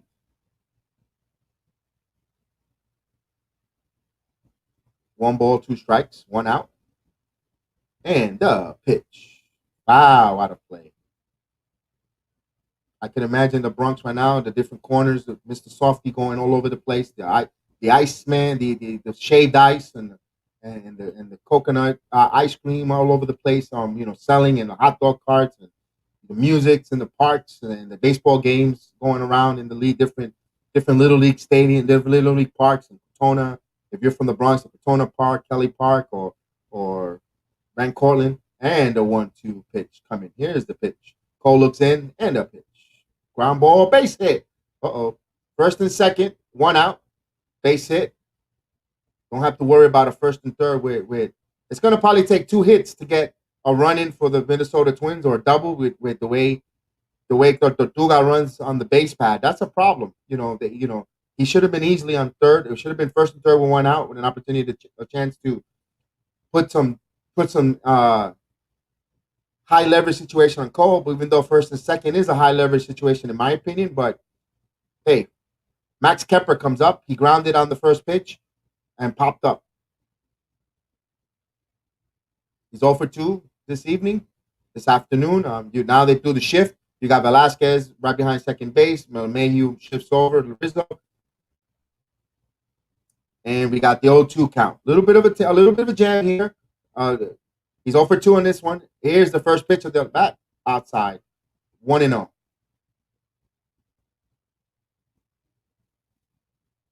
So this is a strong threat by Minnesota with 1 out here.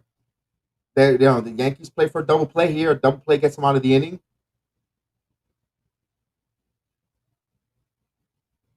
Cole looks in on the 1-0 and the 1-0 pitch. Swing and a miss. Evens the count at 1-1. 70 pitches for Garrett Cole on the top of the 5th inning. 1 ball, 1 strike with 1 out. 1-0 Yankees. It's a lot of ones going around. These are the stress pitches. This is the one I was talking about Mineta earlier in the game. They put a lot of stress pitches, and that's what. And here comes the 1-1 pitch. 1-1 up high. 2 balls and 1 strike. The top of the lineup, Kepler. You got the number 2 hitter on deck. 2 balls and 1 strike to count with 1 out. Runners on first and second. Cole looks in. And the pitch. Outside. 3 balls and 1 strike. Cole, you got to get this guy. You got to come back and battle. This isn't a dangerous hitter here that you need to get, because now that's the leadoff hitter in the top of the lineup where Polanco and friends are coming up. So you got to be careful there. You got Polanco. You got, it's very dangerous. The 3 balls and 1 strike count. Yankees up holding to a 1-0 lead. Runner on first and second. Not a fast runner in second in the Tortuga.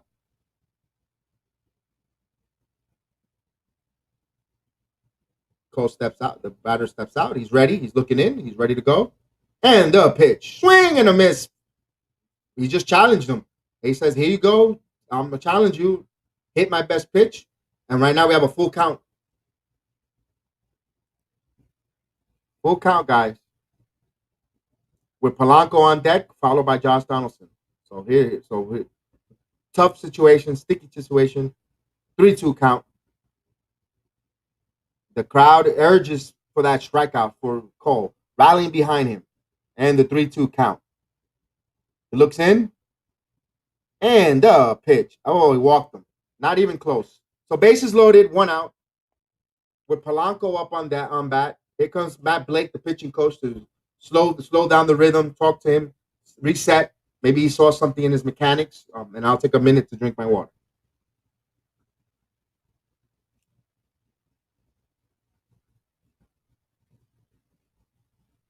Yes, indeed. It is a dicey situation, Rob. Absolutely. A little bit of a double play ball could get you out of the inning. Remember, Polanco runs pretty fast. Has to be a real tough double play. They're talking to Cole how they want to do. Cole looks a little annoyed looks a little annoyed there.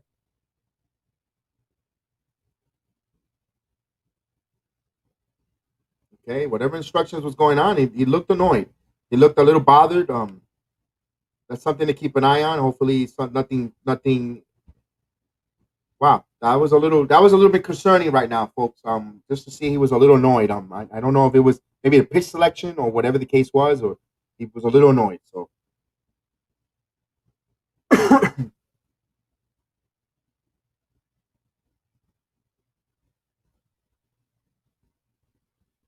here comes Polanco. Career bases loaded. He bats 333. Little dangerous hitter there.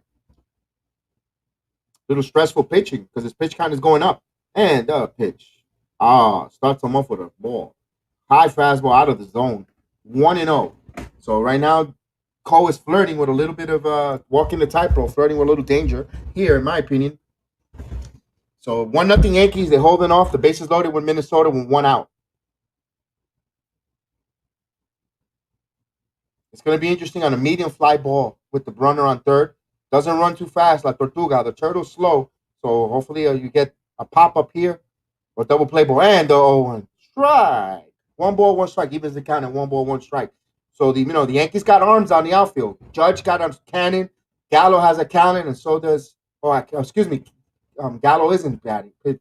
Isn't playing the field. It's Tyler Wade. So it's going to be interesting. And the 1-1. Low. 2 balls and 1 strike. You got Wade in left, Stanton in right, Judge in center. Pretty good arms, decent arms. It'll be interesting on a fly ball. We're definitely going to test these guys because they're all out of position. So 2 balls and 1 strike. 1-0 Yankees. Polanco over 2 this afternoon against Cole. Third time up, and here's the 2-1. Fly out of play. Quickly, 2 balls and 2 strikes. Cole wants to strike him out here. I think Cole does, but if he gets a pop-up, I think you could get away with it.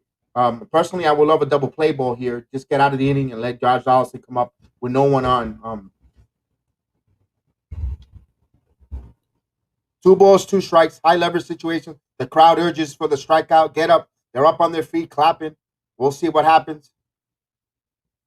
And a 2-2. Swing and a miss.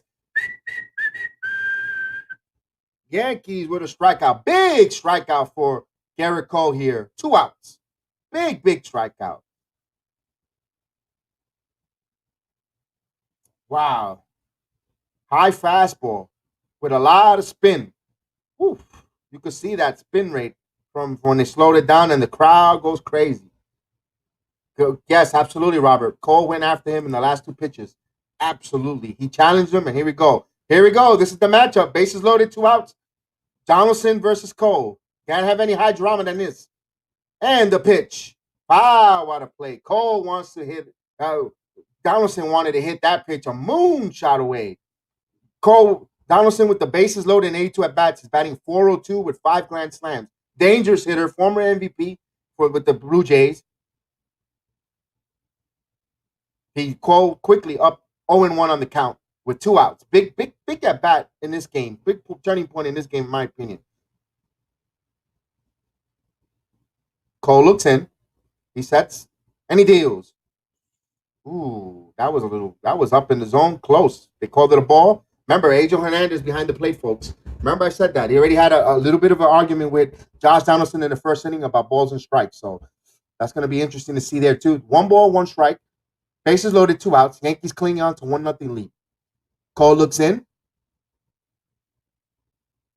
And here's the pitch. Strike. Quickly, 1 ball, 2 strikes. So Cole's up 1 ball, 2 strikes with 2 outs. Josh Donaldson up at bat. Donaldson's 0 for 2.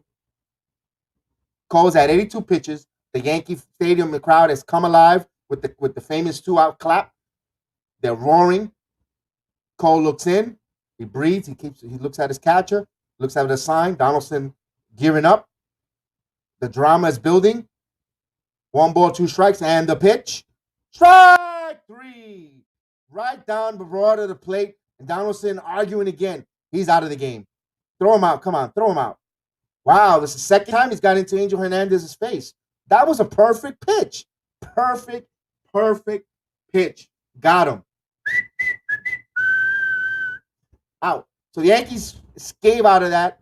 Bases loaded, 1 out situation. Back-to-back strikeouts for Garrett Cole, your ace, and you gotta love it. Now it's time to get some more runs.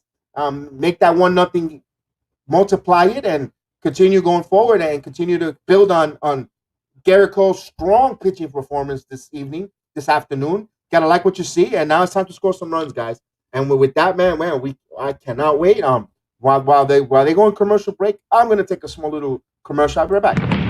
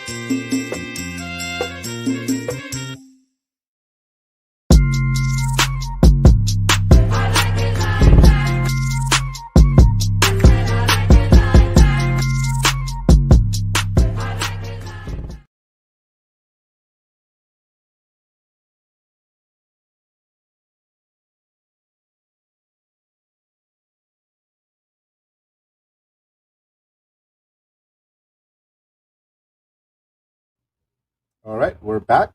And still in a commercial break. Got moved my water back up and going. So, 1-0 Yankees. Let's hopefully halfway through the game, halfway through this watch along, halfway through the game. 1-0 Yankees, and here comes the Kyle Gagioka coming up to bat. Gagioka is 0 for 1, grounded to a force at second, and here's the pitch outside, curveball outside. Manaea is out there still with 63 pitches. Bottom of the fifth, 1-0 Yankees. 1 ball, no strike. The Higashioka's 1-for-1. And here comes the 1-0 pitch. And strike. Hit the corner. 1 ball, 1 strike. Thank you for joining me this evening here on the Bronx Sports JEDI Network. And the 1-1. Outside.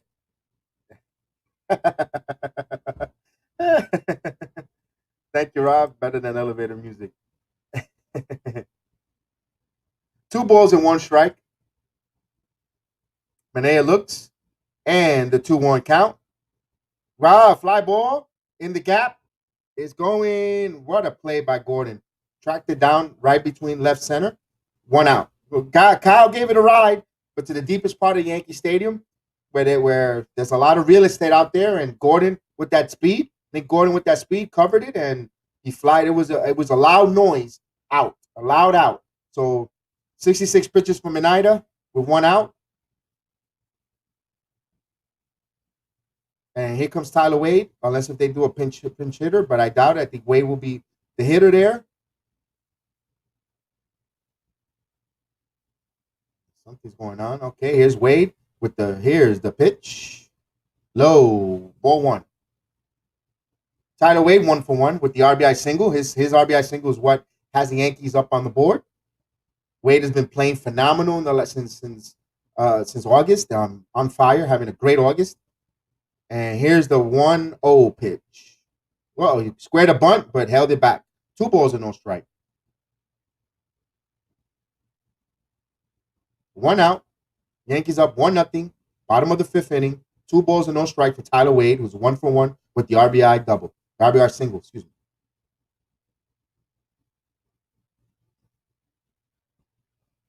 Maneda looks in. He's ready to deliver. And the 2-0 pitch. Inside. 3 balls and no strike. So Wade's got a 3-0 count. Remember, Wade could run. He could put some speed up, and now the top of the lineup comes aboard. This is what you want to see from the 9, when you're in the bottom of the lineup. You know, that pressure, that. And the 3-0 count. Right down Broadway. 3-1. So it's 3 balls, 1 strike. Yankees up 1-0. 1 out. Tyler Wade with a 3-1 count. 1-for-1 with an RBI. His RBI is right now the big difference in the game. Maneda's at 70 pitches himself. He looks in. He's in the windup. And the 3-1 count. Swing and a miss. That was a strike. It was a high changeup. Wade could have done some damage with that. He would have caught up to it. Timing was totally off. But it's 3 balls, full count. It was a veteran, savvy pitch there. It's a full count. 1 out. Maneda's trying to come back from a 3-0 count. And here's the windup. And the 3-2 pitch. Line. Base hit. Down the left field line. Wade turns. Going to 2. And he's in there with a double. What a hustle double by Tyler Wade. Wade is hitting the ball. Sprayed it right over the third baseman head. In between left and third. And just found the hole for a single. Actually, a double. He legged out a double.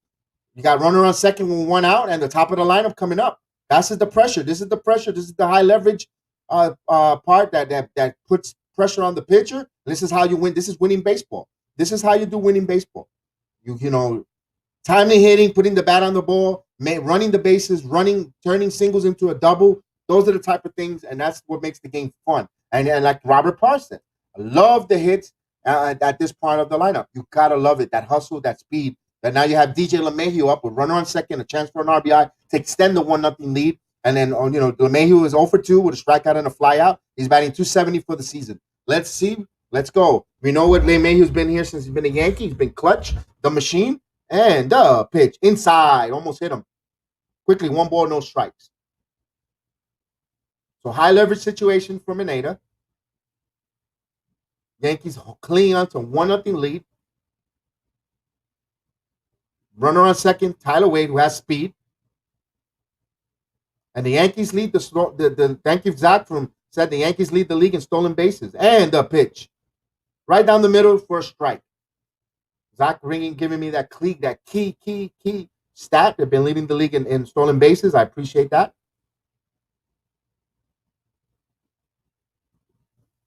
And salute to you. I hope hope you're doing well. 1 ball, 1 strike, 1 out, 1-0 Yankees. Tyler Wade at second base. Wade looks in on the sign. You see, we stay extending his lead. LeMahieu, calm, cool, and collected, steps out. Lee Machine. Let's go, Lee Machine. Once again, I can't stop saying, beautiful day in the Bronx. The stadium is filled in nicely. 1 ball, 1 strike, 1 out. And the pitch. Inside. 2 balls and 1 strike. Again, pitching. It looks like the pitching scouting report, they're keeping LeMahieu, busting him in. 2 balls and 1 strike.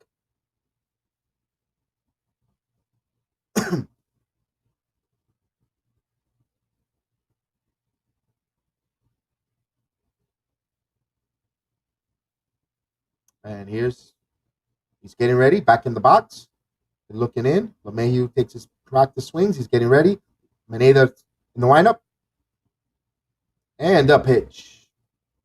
Right. Ooh, borderline pitch. That was a little low, but hey, 2 balls and 2 strikes. The Yankees have 2 borderline pitches. Now, boom, gets on Angel Hernandez. Remember, guys, I've been saying it through the telecast. If you've been with me, Angel Hernandez is the home plate umpire. So that's a little bit. They already had twice two disagreements with Josh Donaldson. And it's 2 balls, 2 strikes. You're right when you get them hits. Let's put the pressure on the pitcher on them. Absolutely. 2 balls and 2 strikes. 1 out. Maneda looks and the 2 inside. Full count, guys. Full count with 1 on. When 1 out, got a full count. Ooh, baby, this is getting interesting here. You got Anthony Rizzo on deck, followed by Aaron Judge. So the big horses are coming up.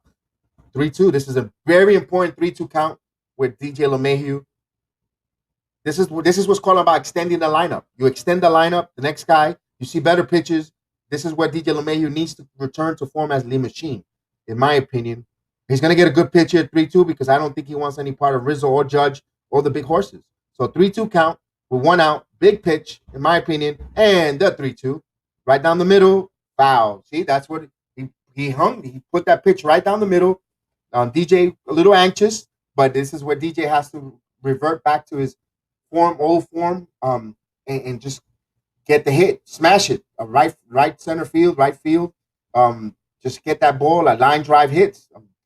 This is why, because they don't want to go up against with people on base with Rizzo, Judge, Stanton, so forth. It extends the lineup, and that's what you gotta love it. And then you can righty lefty matchup.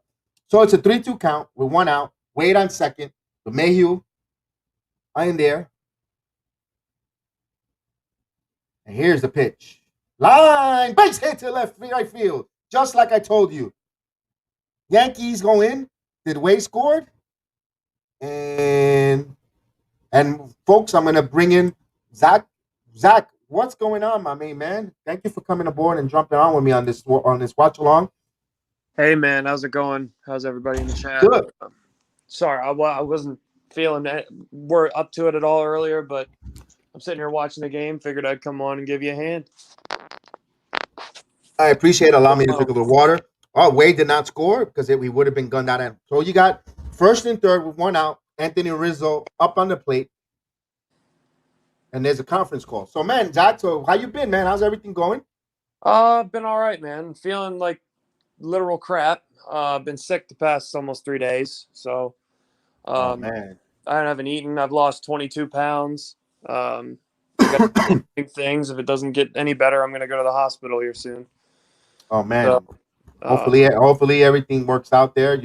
Hopefully you might need an IV maybe if keep drinking that intake. Fluids, water, Gatorade. I know it sounds easy when you talk it. Trust me, I went through my COVID fight and I just didn't want to do anything. I didn't even drink, eat, or nothing. I just wanted to lay down, man. I feel for you.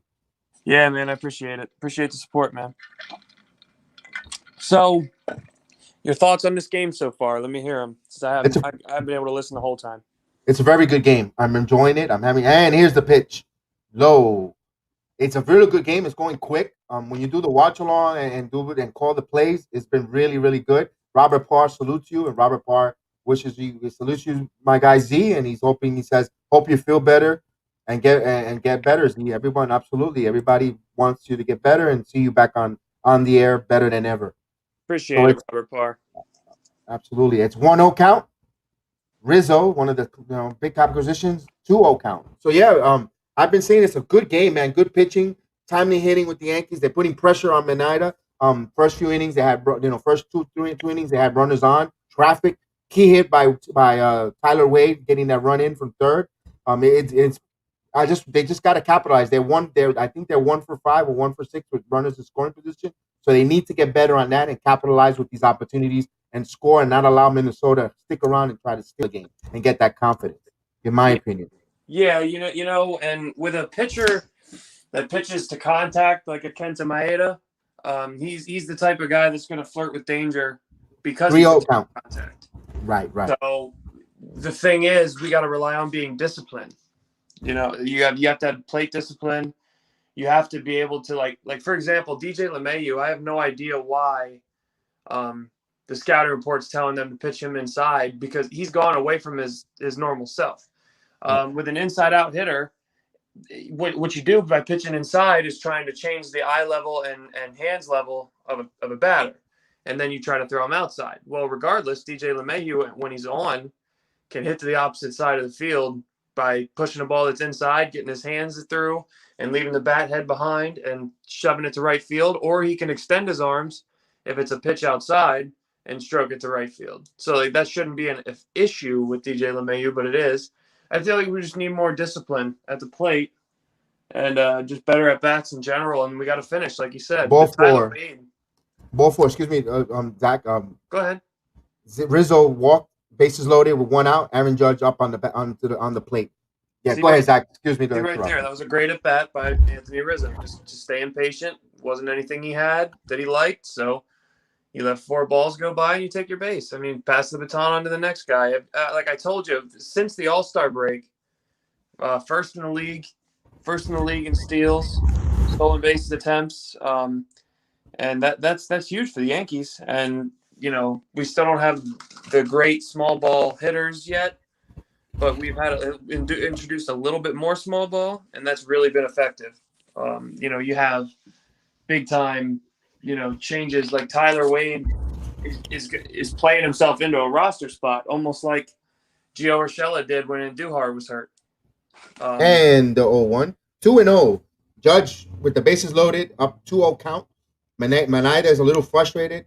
I think they should have sent the pitching coach to speak with him after that because when he walked Rizzo, he was frustrated.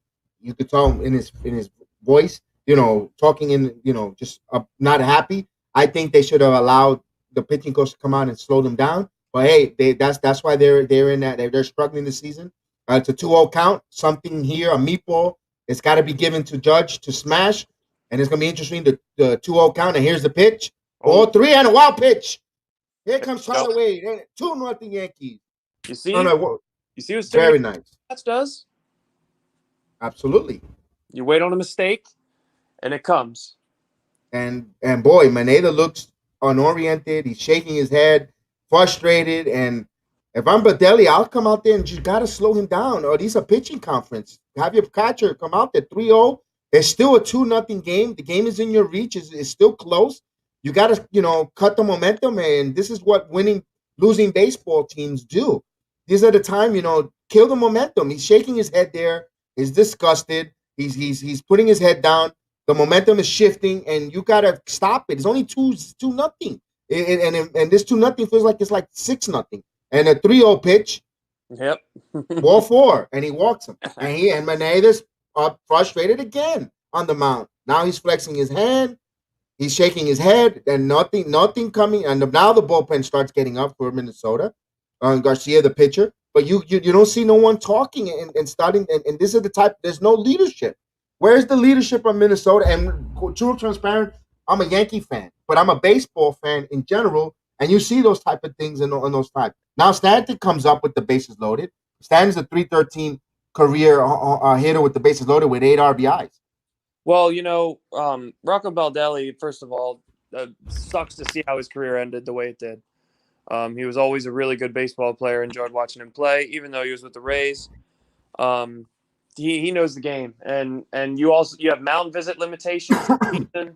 You want to wait and use that mound visit when your bullpen. Yes, he should have got the bullpen warming up sooner, but now that he just got them warming up, you want to wait till he's close and then use the mound visit.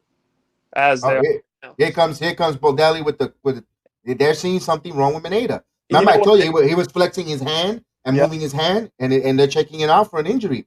I mean, this kind of stuff happens as a pitcher when you're in high stress pitches, right? So the starting pitchers, even though they're limited in today's game as far as pitch count goes, 120, 130 pitches ain't nothing to them compared to you could throw a fastball 115 times and not be hurt if you're in like a bullpen session or you're pitching against a scrub team. But when you have high stress pitches like he has all day, even though he's only given up 2 runs, he's pitched a decent game so far, but 88 pitches through 5 innings, I'd say about 55 of those have been high stress pitches against a good hitter so that really multiplies the stress level and your stamina. It goes out the window. You start pushing a little hard. You start really being a stickler with your release point, and as they're taking him out, now he lost his release point due to stress, and he's not going to get back.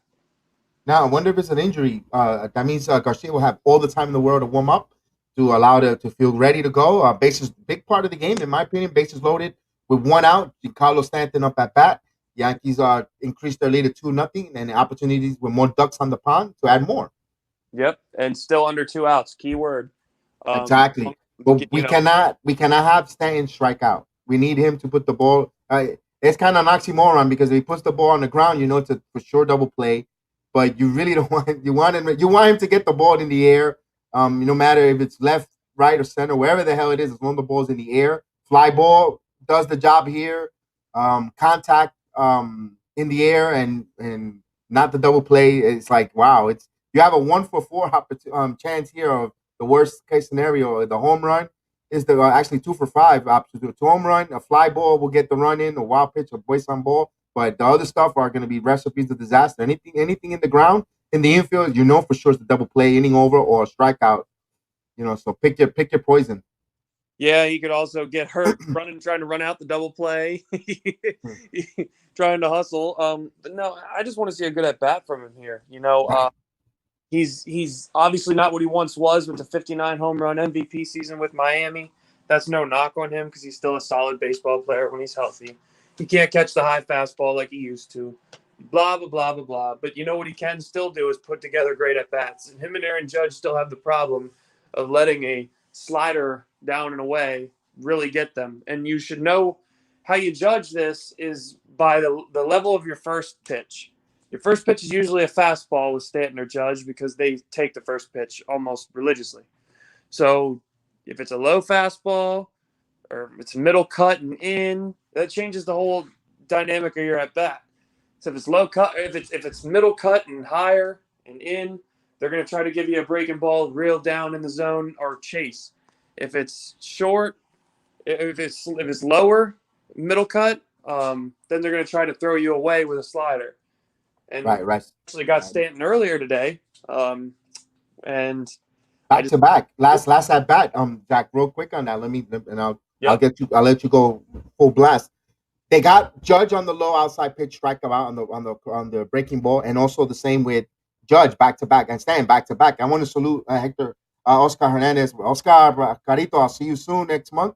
I appreciate you giving me the thumbs up. And yeah, go ahead. I'm sorry to interrupt that. Just wanted to salute Oscars and also tell you about that strikeout back to back on that. Oh no, you're good. You're good. I'm just when I watch baseball, I start flowing, and it's hard for me to stop because I love the game more than I love anything else. Sports wise, phenomenal.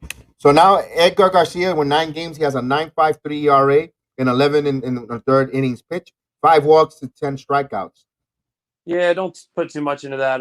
This kid's a good thrower. He's got a heck of an arm. He's younger. In 11 innings, you don't really find out what kind of season he could have had one bad inning where he was touched up. Right.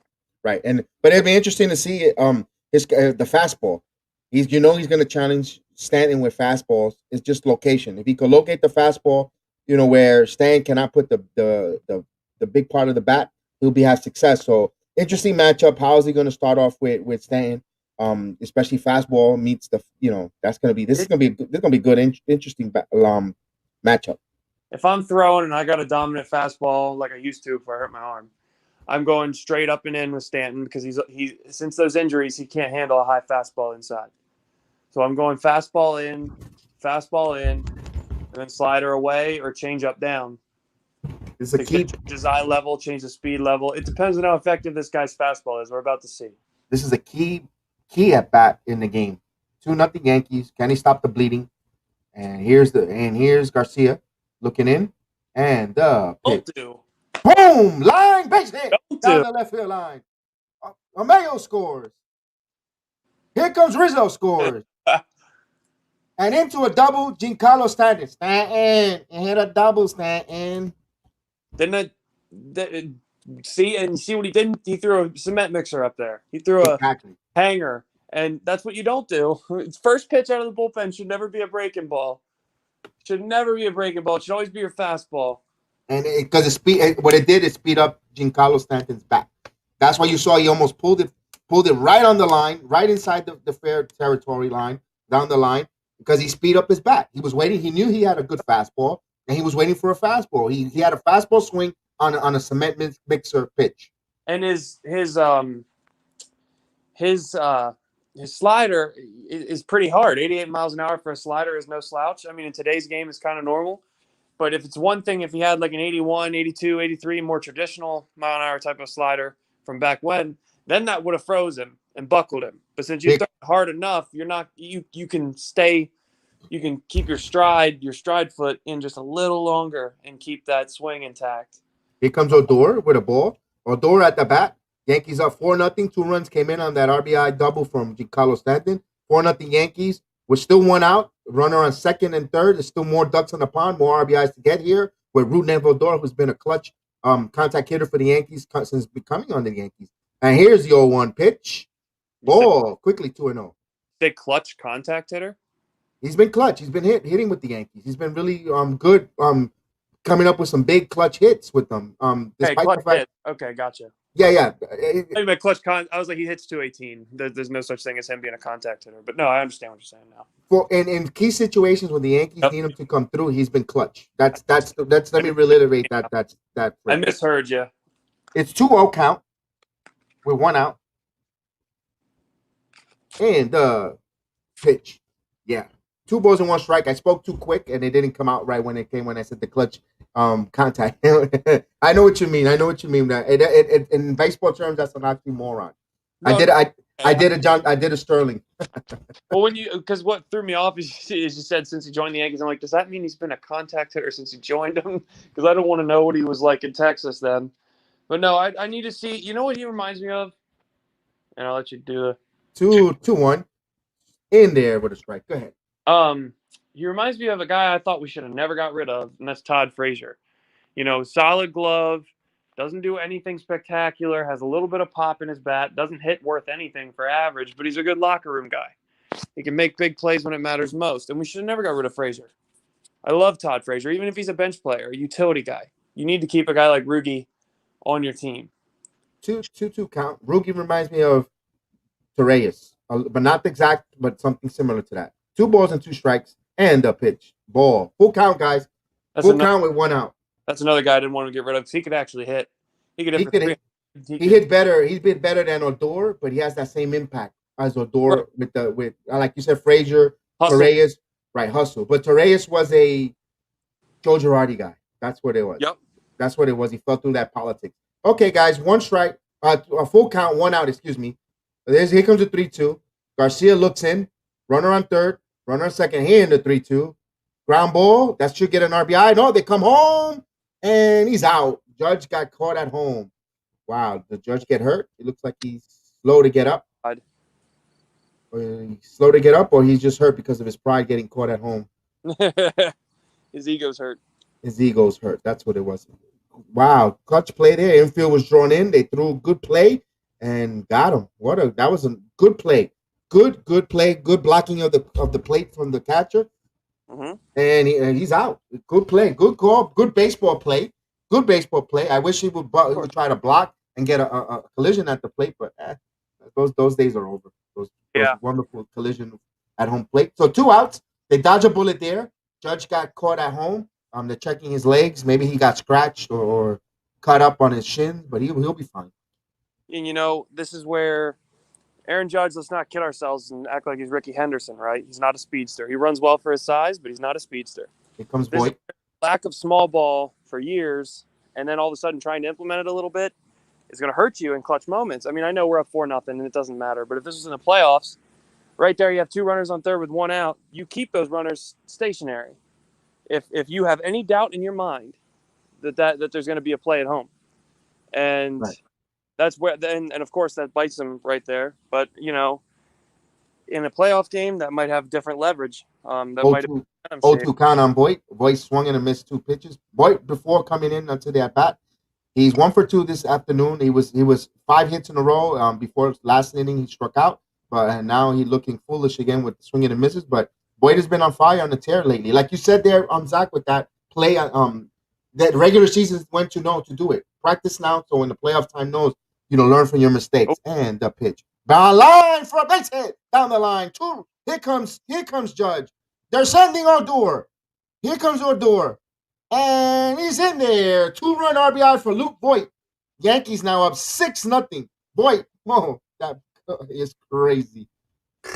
And this is, this game's pretty much in hand. I mean, we can always come back in this modern era of hits and home runs and all sorts of stuff like that of that nature. But, there's different things. Like I was saying, that was a smart move. It's in the outfield. You don't know how the outfielder is going to come up with the ball.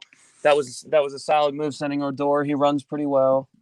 And he had knowing who's playing the outfield. You have Rough Snyder, not the greatest outfielder, and they smart move on there. Boyd got another cement misser, the same pitch that Stan hammered.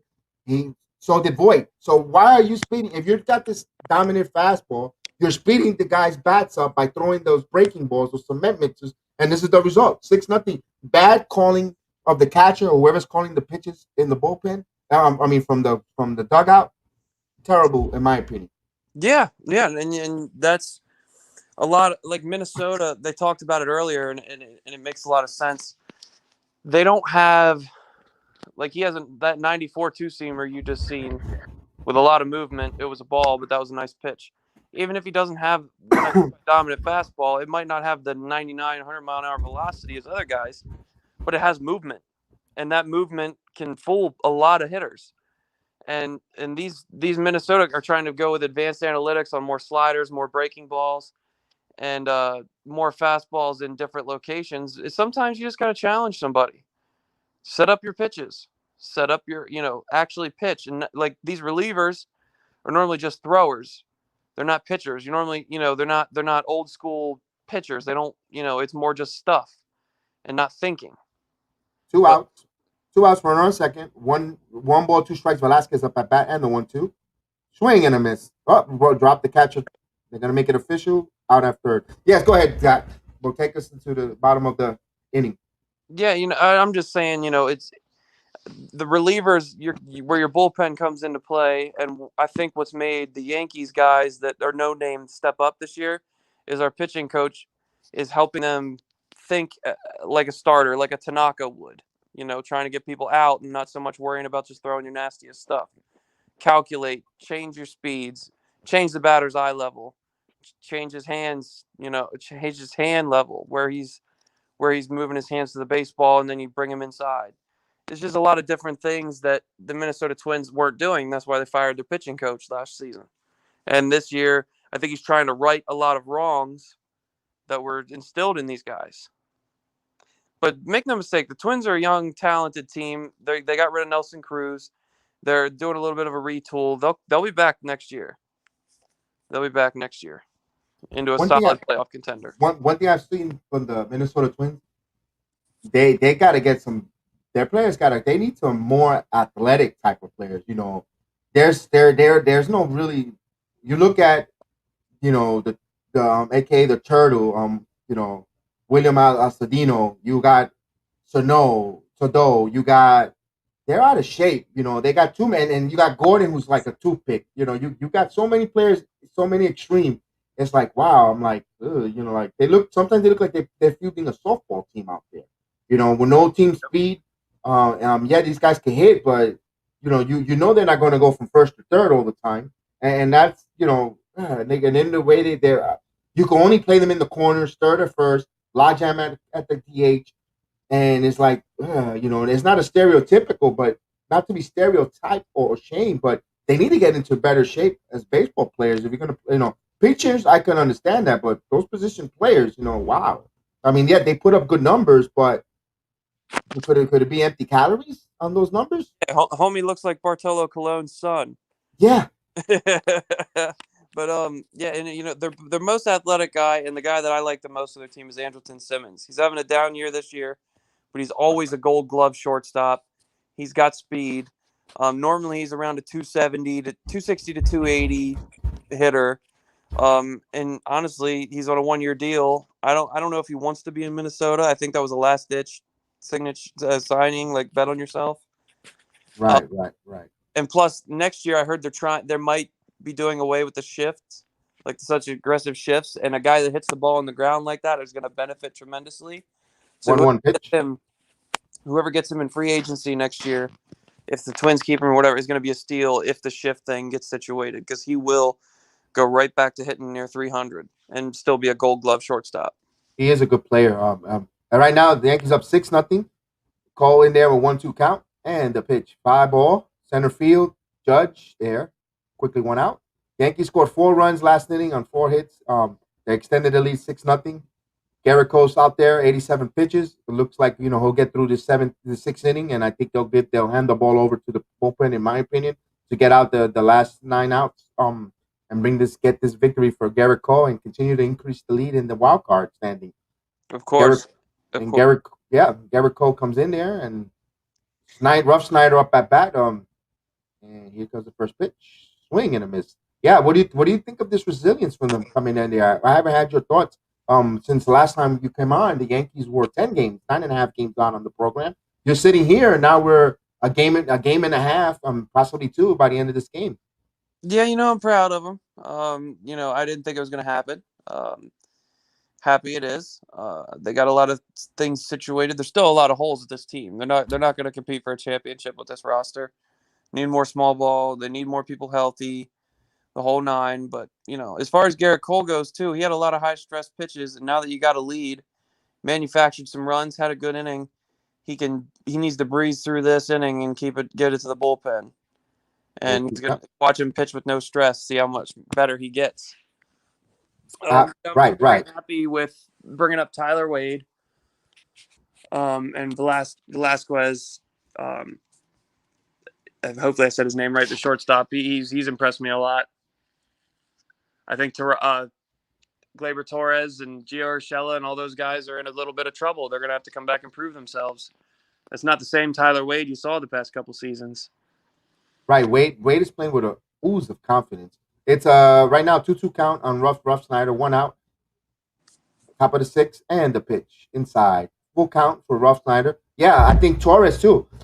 I think Torres, if anything, if Velazquez continues playing that defense and continue to and he's been putting the bat on ball, very decent hitter, not striking out a lot. Torres, if he starts off the gate from the coming back sluggish, there could be a change and just say he's injured and again not recuperated, and you can see Velazquez going forward. I'm not saying he's going to win the shortstop role from Gleyber, but it's going to put pressure that he's going to have to come up and do the things that made Gleyber Torres successful. And swinging a miss, Cole takes a strikeout, strikes out Rough Snyder. 2 outs. Yeah, spot on.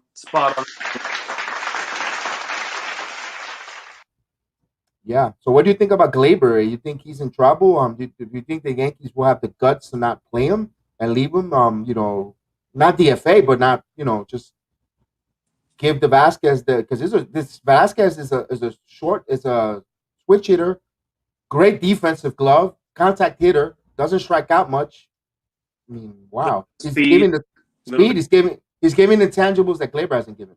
Yeah, and Gleyber Torres is not a good fielder. He had a few glimpses his rookie season when they put him at short when JEDI was hurt, but after that he showed he was garbage as a fielder.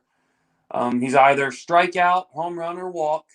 And guess what? He's not hitting home runs. He's not getting on base, and he's striking out a lot. 240, 6 home runs. I mean, and he's hurt all the time. It just shows like if we can get everyday players that are effective and build around a healthy Stanton and Judge and Rizzo and Gallo, that's your 4 power hitters. Get a bunch of small ball guys like Gio Urshela will always have a place on this team. He's a 300 hitter, smooth fielder. Tyler Wade would always have a place on my team. Velazquez, these guys were earning a spot, but I still need to see more of it, like sustained success, before I take away Glaber's innings or take away his starts. I need to see more before I do that because we saw a lot of good Glaber.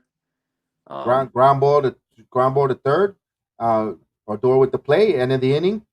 Yankees finished the 6th inning and they're up 6-0, six runs on 6 hits. Minnesota no runs, 5 hits. So they're being shut out right now, and the Yankees, kudos to Rougned Odor. I said it, I was saying it earlier, but I'll say it again. Moving to position at third base to stay on the field, learning a new position, never playing third base, and playing a decent third base for the New York Yankees. He hasn't been a slouch there. He's been playing really well at third, putting in the work, just to try to do whatever tangibles to stay on this team and stay and be valuable. And Rougned Odor is playing a really good third base, and you gotta like it. Yeah, and like that's why I like him. Does he bring exactly what I would want someone to bring to the team? No, but he brings all the intangibles. He's a gritty guy. He's a hustle guy. He's not throwing at bats away like he used to in Texas when he was hitting under 200. He's getting a little bit better at that. They're just playing all around better baseball, and that's pretty much what it comes down to. But right, if I'm Boone, I'm leaving Cole out there for one more inning, at least throwing him out there and seeing what he does. Because they've been so taxed in the bullpen. They need to rest everybody as many innings as they can. 6 runs, got a pretty comfortable cushion. What the hell? Let him go out there for a 7th inning. See what happens. If he gives up a few hits right away, you bring someone out. I agree with you that because we still got another game tomorrow, another afternoon game. Hopefully the Yankees can have a laugher next afternoon game. You never take a granted for what you have because you got it. Then you play Atlanta. And Atlanta, you're not going to have designated hitter, and you're going to be doing pitching changes, and you're going to need the bullpen and so forth. So I want to like to go into the Atlanta series with a strong complementary bullpen, in my opinion, and because we need to beat up on the Atlanta Braves. I do want them to really beat up on them just to keep the Mets season a little bit alive with a little life support. I know the Mets got to do their part, and I mentioned earlier that I'm rooting for the Mets as well. I have to do a look along game for the New York Mets. Watch along game and also to see if I could change their fortunes. I'm transparent. I'm not a Met fan, but I root for them because they're a New York team. They wear the NY, and I want to see them do good too. What the heck? I want the Mets up there to do well as well. And I want to do a watch along. Maybe they change their fortunes and we get something going for the Mets. Jumpstart them. Not us. The players got to do it, but those who think a little bit of a superstitious type of thing. Lucas Licky is warming up in the bullpen, by the way. Yep, and if you're going to bring someone in for the 7th, you bring in a guy like that, more of an innings eater. He's not your back of the bullpen type. He's not your guy you need every night. Right, your high leverage relievers. So that's smart if you're going to bring him in, but you better get him in for 7 and 8 at least. You better get quality pitches out of him. Here comes Higashioka. Higashioka is 1 for 2. 0-1 count and pitch outside. 1 ball, 1 strike. Garcia's at 16 pitches. Looks like Garcia's is gonna probably pitch another inning or two if there's no issues, no trouble. I think Valdelli's just gonna leave him out there. I mean, at this point, 6-0. When you had that game 2-0, you didn't make moves. I don't see why go with urgency and the 1-1 ball. 2 balls and 1 strike. I mean, I wonder if they do any defensive replacements. they still kept Stan and Judge in the outfield with Tyler Wade. Maybe we'll see the next inning. You probably Gardner at center, or because we don't know Davis is sent down to the minors, so he's not on the roster. Guy Yoshioka with the 2-1 count. He looks and the pitcher about to pitch and pitch. High, 3 balls and 1 strike. That was interesting going forward. They really need a center fielder other than Gardner because in case. Well, that's where Tyler Wade becomes valuable. Wade does play a little center, to play, move around a little bit, jack of all trades. I think when the guy starts getting healthy, I think Wade, like you said, made a case. Now the one is going to be interesting is Velazquez and the 3-1 line just stood up for Red Snyder. Kajosha hit a can of corn. It looked like a line drive, but it looked like it was just like a knuckler and just died right in front of Red Snyder. 1 out. They should have never got rid of Ref Snyder either. He was always a nice utility guy for us.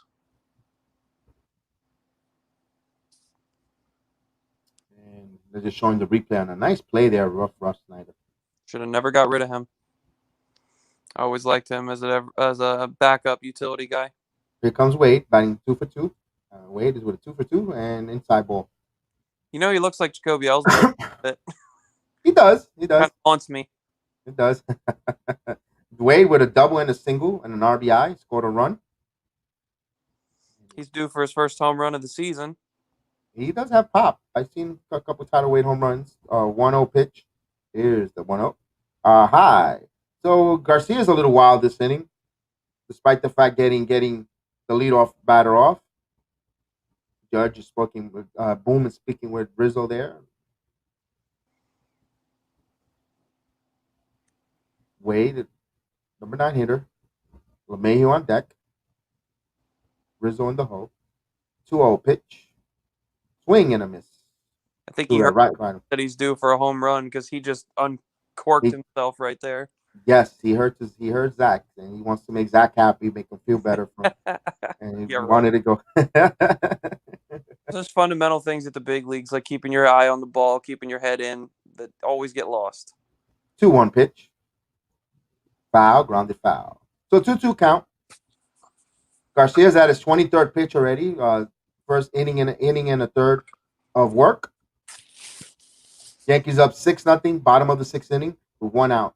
We're glad you're joining me here on the Bronx Sports Jedi Network. Myself and Zach doing the watch along with the New York Yankees versus the Minnesota Twin game.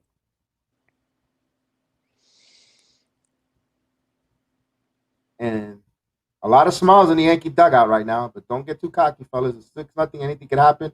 A 2-2 count and the pitch. Inside, strike 3. Tough pitch there. Solid pitch by Garcia. Tough take from Wade. The only thing he could have really do was foul that ball off. So that was a tough one. Yep, but it's too close to lay off of. You got to at least try to keep foul it off. Alive. Yeah, he needed to keep himself off, foul that ball off, and wait for his pitch. And now we're gonna get DJ LeMahieu. It's a lot easier to learn from these type of bats when you're up 6-0, though. Correct.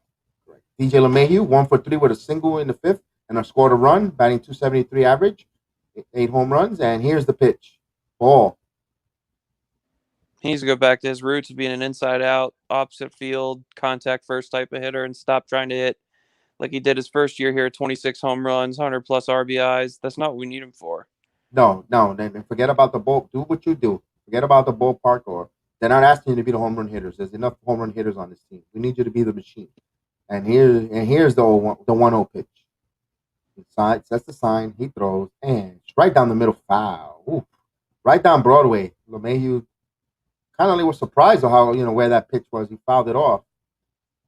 But you saw right there, he was trying to stay inside the baseball and hit it to the opposite field, which is good to see. Yes. That's a good observation. Very good observation. And people don't pitch him the same way they used to because, I get Judge is sometimes hits second. He doesn't really hit second anymore. But at one point this season, there was 6 guys in the lineup hitting under 200. So you're not going to get the same pitches hitting. If they're only scared of one person in the lineup and no one else is doing anything, you're going to pitch to get them out. You're not going to try to pitch around them. And when you pitch around them is when DJ looks for a mistake. Right. When That's you're what pitching him. That's what I was mentioning earlier on that. When you extend the lineup, you get better pitches, and you keep extending past the baton type of Yep, and that's lineup. what we've done since we've gotten a lot better. That's what we've done. And Line shot right to center field. End of inning. But LeMahieu hit it on the button, but right to the center fielder. At the end of 6, Yankees 6, Minnesota nothing on the Bronx Sports Jedi Network. And I'm happy with that. You know, it was an out, but it was a nice hit, solid contact, good at bat. And it just went right to somebody. So you can't control that. You just, at least it wasn't strikeout swinging or strikeout looking or, you know, ridiculous, terrible contact. It was actually good contact, good at bat, and we'll live with it.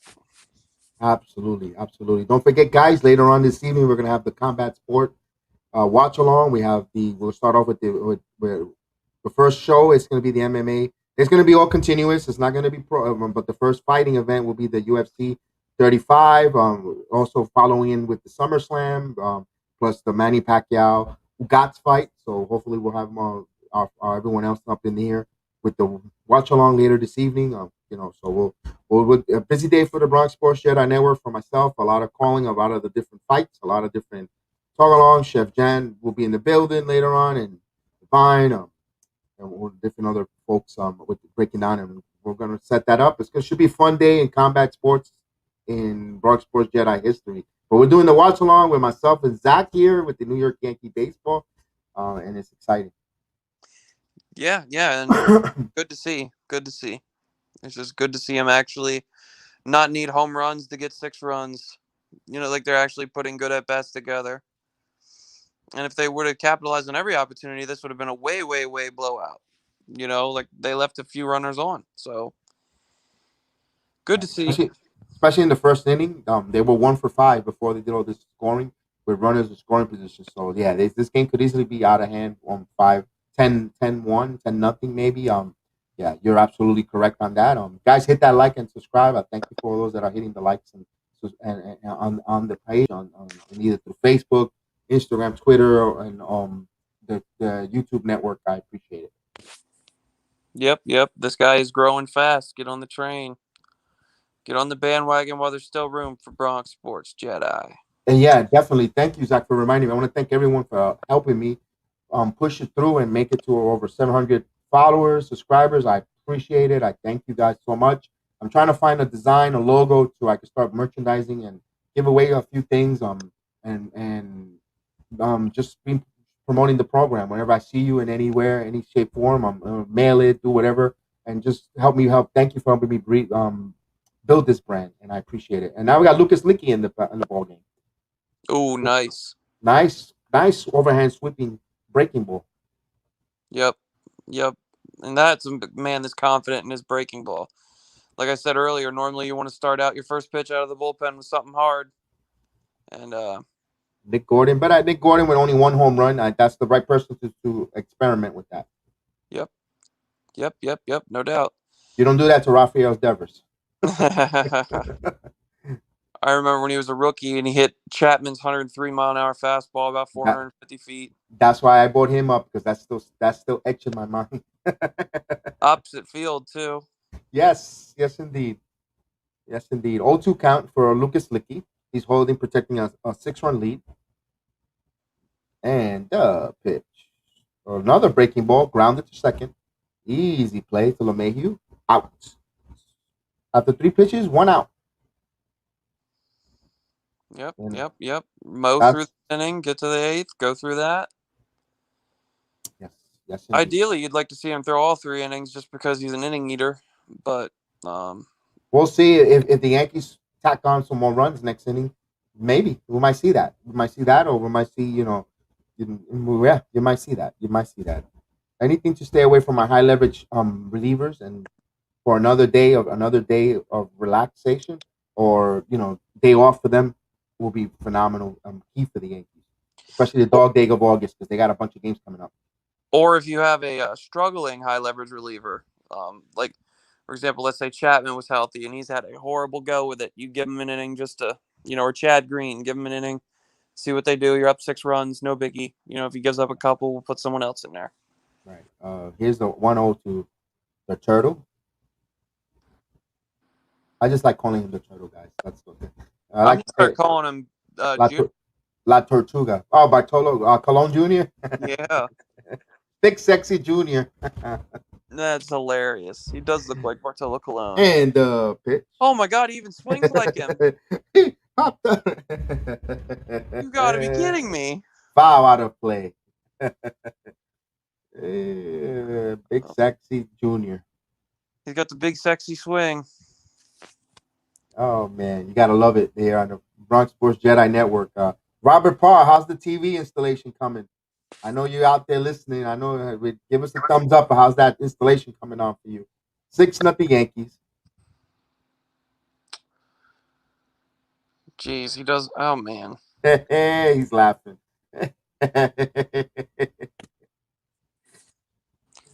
that could either be really good or really bad for Robert.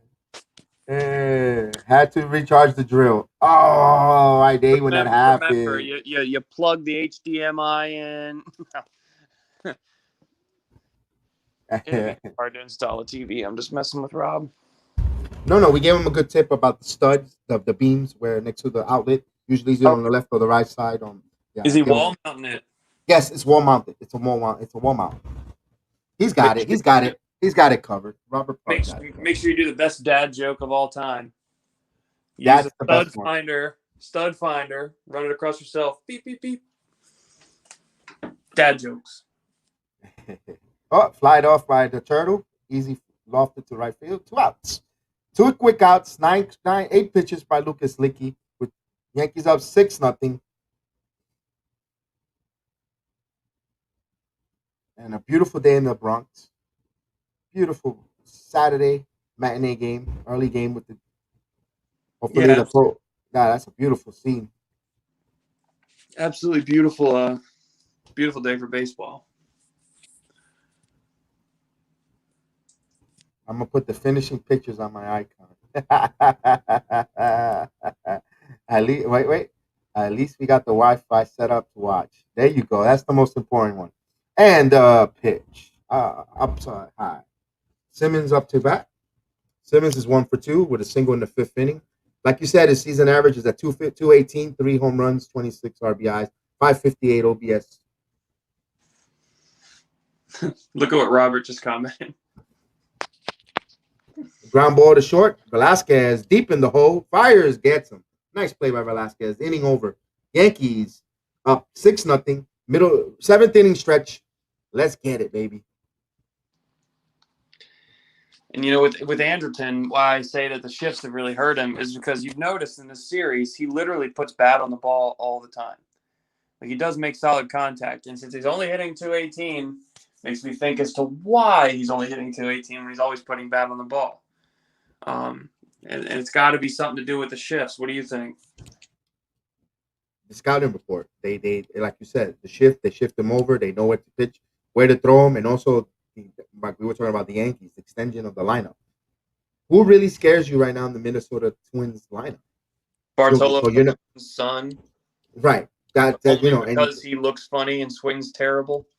But you could pitch to Simmons. My point is, you know what? I'm gonna give you my better pitches because I don't care if you or the other because you got no one behind you. I'm gonna make the better pitches or pitch to you my pitches because there ain't no one behind you or in front of you that really scares me.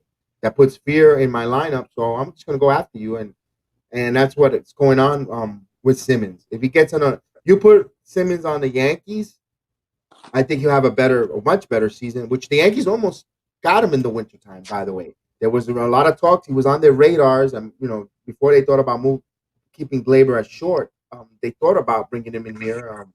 But I'd say he would have had a better year if it was in pinstripe.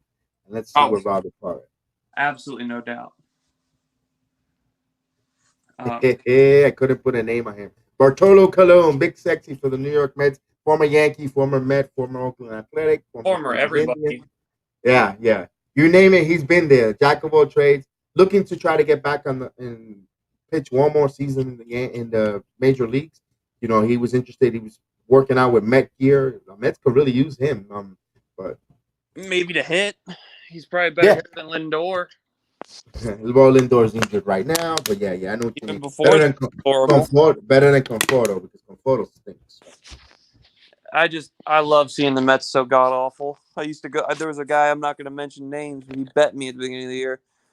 I said the Mets are going to win 75 games, like they always do, and he goes, "No way, we're 10 games above 500. No way." I said, "Don't you worry, just wait." Yeah, And the walking dumpling. what That's a good one, man. That's a good one. I type love of that one. that's important? What type of dumpling? Yeah, that's true. That's true. Um, so how Man, realistically, how far off, since they're looking at banners at the commercial break? How far off are we from winning another World Series championship? Like, what's your window? um, I know you're gonna. I know you say you didn't like them winning it this year. Um, if they're playing the way they're playing currently right now, Zach, I wanted to touch that at the end of the game, but that's fine. Oh, my apologies. No, no, no. That you. How did you knew that I wanted to hold that part? You didn't know that, so I wanted to bring that part at the end of the game. But right now, I'm gonna break that down. Why I think when it is. I'm not gonna say it now. I'll leave it as a teaser because I also want to when the game's over. I want to wrap it up because I'm gonna gotta go do errands, get some food before I come back on the air again later on. But since we're already talking about it, I think who in the American League you think is gonna beat the Yankees? Besides maybe the Tampa Bay Rays. You saw in 2 series already with the White Sox, the Yankees handled them. Oakland is gonna fold like a cheap suit when they have to come into the playoff series in Yankee Stadium. They'll fold like a cheap suit. Um, Boston might be the only threat, and right now they're reeling. They might not even make the playoffs. Do you have any? The Astros, the Yankees see red venom when it comes to the Astros, and they handle them this season. I know playoffs are so different, and anything can happen, but I can see the Yankees running into the American League Championship League Series. The red. Then after that, all bets are off because they could turn back into the pumpkin. They could turn back into a pumpkin and striking out, doing all the things that we disliked early in the season. But right now, the way they are, who do you see in the American League stopping them? I mean, Tampa Bay's got a shot. Uh, Boston's got a shot. Houston's got a shot. I get Houston's not the same team that owned us the past couple seasons, but you can't until you beat them. You can't knock them and say you're better than them. You have to beat them when they still have the experience. Altuve and Correa. Hopefully, there's no trash cans involved this time, but they have the experience of beating us over and over again. So, um, if I really only see those three teams as a huge threat. I mean, Chicago, the White Sox. Um, we could have some trouble with them, just the way they're. He said, speaking of pumpkins, that's a better reference with our Colon Jr. Calabacita in Spanish, calabacita. I've missed Robert Parr's comments since I've Yeah, been off of YouTube. he's been hilarious. He's been here. I appreciate him. He supports our program Mondays and different times, and MMA on Thursdays. On a staple to Bronx Sports Jedi. One of the first ones. Once I get this logo and merchandise, you definitely Robert Parr. I got you with some merchandise, some logos, some T-shirts, or a hat, whatever I come up with. I got to come up with a logo though. Something nice, nothing corny either. I got to get something dope, fresh, and all that good stuff. Rizzo with a leadoff walk. And he's on and Judge is up to bat. A new pitcher in there, Gaza, is pitching for the Minnesota Twins there. So I can see the Yankees with now, especially with the way they're playing, just make it to the. I can see them, dare I say, a run all the way. Make a nice run to the World Series. If everything goes well, if they continue playing the way they're showing us here, you really, really, really gotta like that. That says my son. Oh, I agree completely. It's just when they get to the World Series, they're going to get their ass beat because the Dodgers, man, they are way stacked. Probably one of the most stacked teams I've ever seen. You want to talk about stacking the deck and buying a championship? Adding Scherzer and Trey Turner to that already deadly freaking lineup and rotation, you can't appreciate that, Robert Parr. But you can't expect any team to really compete with that. Now, could we be an underdog and have a great story and beat them? fans are back. Maybe the Dodgers choke again with fans back. Who knows? But adding those two guys who already have won a championship, they're going to be a real hard team to beat. I mean, a really hard team to beat. But I could see us making the World Series. I could see us making it, and after that, you're right, all bets are off. Whatever happened the rest of the whole season doesn't matter. It's every pitch, every at bat, every out counts. But if we keep playing this way, there's not a lot of teams that could beat us. Line to left field. What a shot. Hit it right on the nose. Judge right to the left fielder, Rush Schneider. 1 out. Wow, he really hammered that ball right to the left fielder's glove. Yep, and that's one of those at bats you can't be mad at. No. That was a lights line shot. And we have there Giancarlo Stanton. Stanton.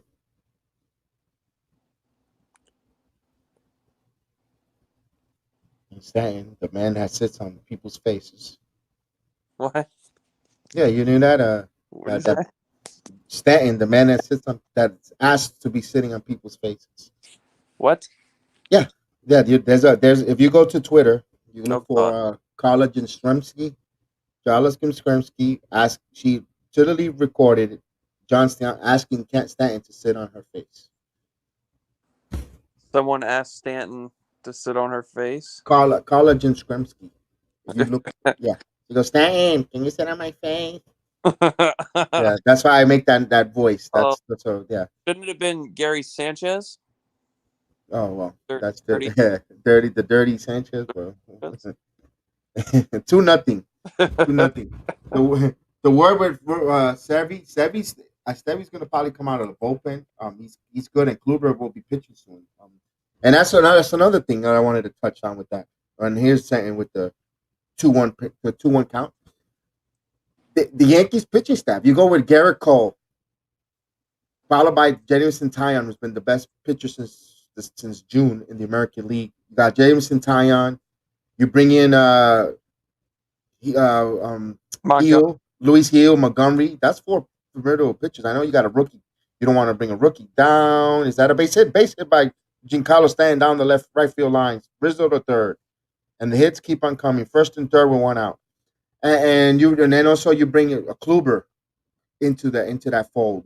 And then you now you could take some of these starters, or if you want to put Gil in the bullpen for an inning or two, and you make your pitching staff stronger in the playoffs, and you gotta like that. Real quick, to limit Giancarlo's injury and get some more speed, I'm pinch running right here. I agree with you. Because hey, and they listen. Who is this? Esteban Flores? Is that Esteban Floria that's in there? I am a witch. But no, gets that way a double play is not as Jesus Bartolo Colon Jr. Oh my God, never show face again. Anyway, with that way there's no less of a threat for a double play, and if there's a hit or a gapper with Odor, the guy on first runs well enough, you can get 2 runs in. Don't be surprised if you got the squeeze play here. No, There's no such person on the Yankees that knows how to bunt. Well, Odor has done that before. Not the suicide or cycle runner, but he has bunted. He has done got a couple bunt space hits. So has Gallo. But no, it's 6-0. You wanna continue to swing away and tack in. All you need is a fly ball or a ground ball anywhere. They get some runs scored there. As long as it's not a double play ball. And here's the 0-1 back. Throws back to first. Jeez. And I don't know. I think it is Esteban Florio, the runner on first. They didn't mention it on the broadcast. Who is it? But it looks like Florio. Okay, yep. Florio got back. Florio is with the team. I'm glad they had the board in center field because now you put Florio in center. You move Judge back to right, and you have a good defensive to close out this to protect the 6-run lead or more. Right now it's a 6-run lead with runners on the door knocking on third. And here's the 0-1 pitch. Foul. 1 ball, 1 strike. And that was a bad pitch to swing at, but the only reason he ever made it even any contact is he kept his head and eyes down on the ball. Correct. Good observation there. He's trying to do too much. All you need is a nice line. You need to swing at pitches in the zone. Be smart with your pitch with your swing selection and put something in the outfield. It's not rocket science. You can't be swinging outside the zone and expect to get good enough contact to drive a run in. 0-2 count. Line foul. What a line shot, but pulled it too strong. Esteban Floria was on the run there. Stop There's Junior. Barcolo Colon Jr. Well, you got Vlad Guerrero Jr., you got Bo Bichette, you got Calvin Biggio. You got El Duque's son coming up. You got Girardi's son coming up. Now, don't forget Lighter. son. Don't forget Lighter's son. Yeah. Now we got Bartolo Colon's illegitimate child. 0-2 count. And foul. Time. Oh, he hit a home run and foul. It doesn't count because they called a pitch. It was a home run. It don't count. It don't count. What? It don't count. Odor hits a home run, but he called time. Oh my God, Angel Hernandez. I told you guys, Angel Hernandez, some way, some form, is gonna have some type of controversial situation. Me personally, he called time. He called time completely. Look at the replay.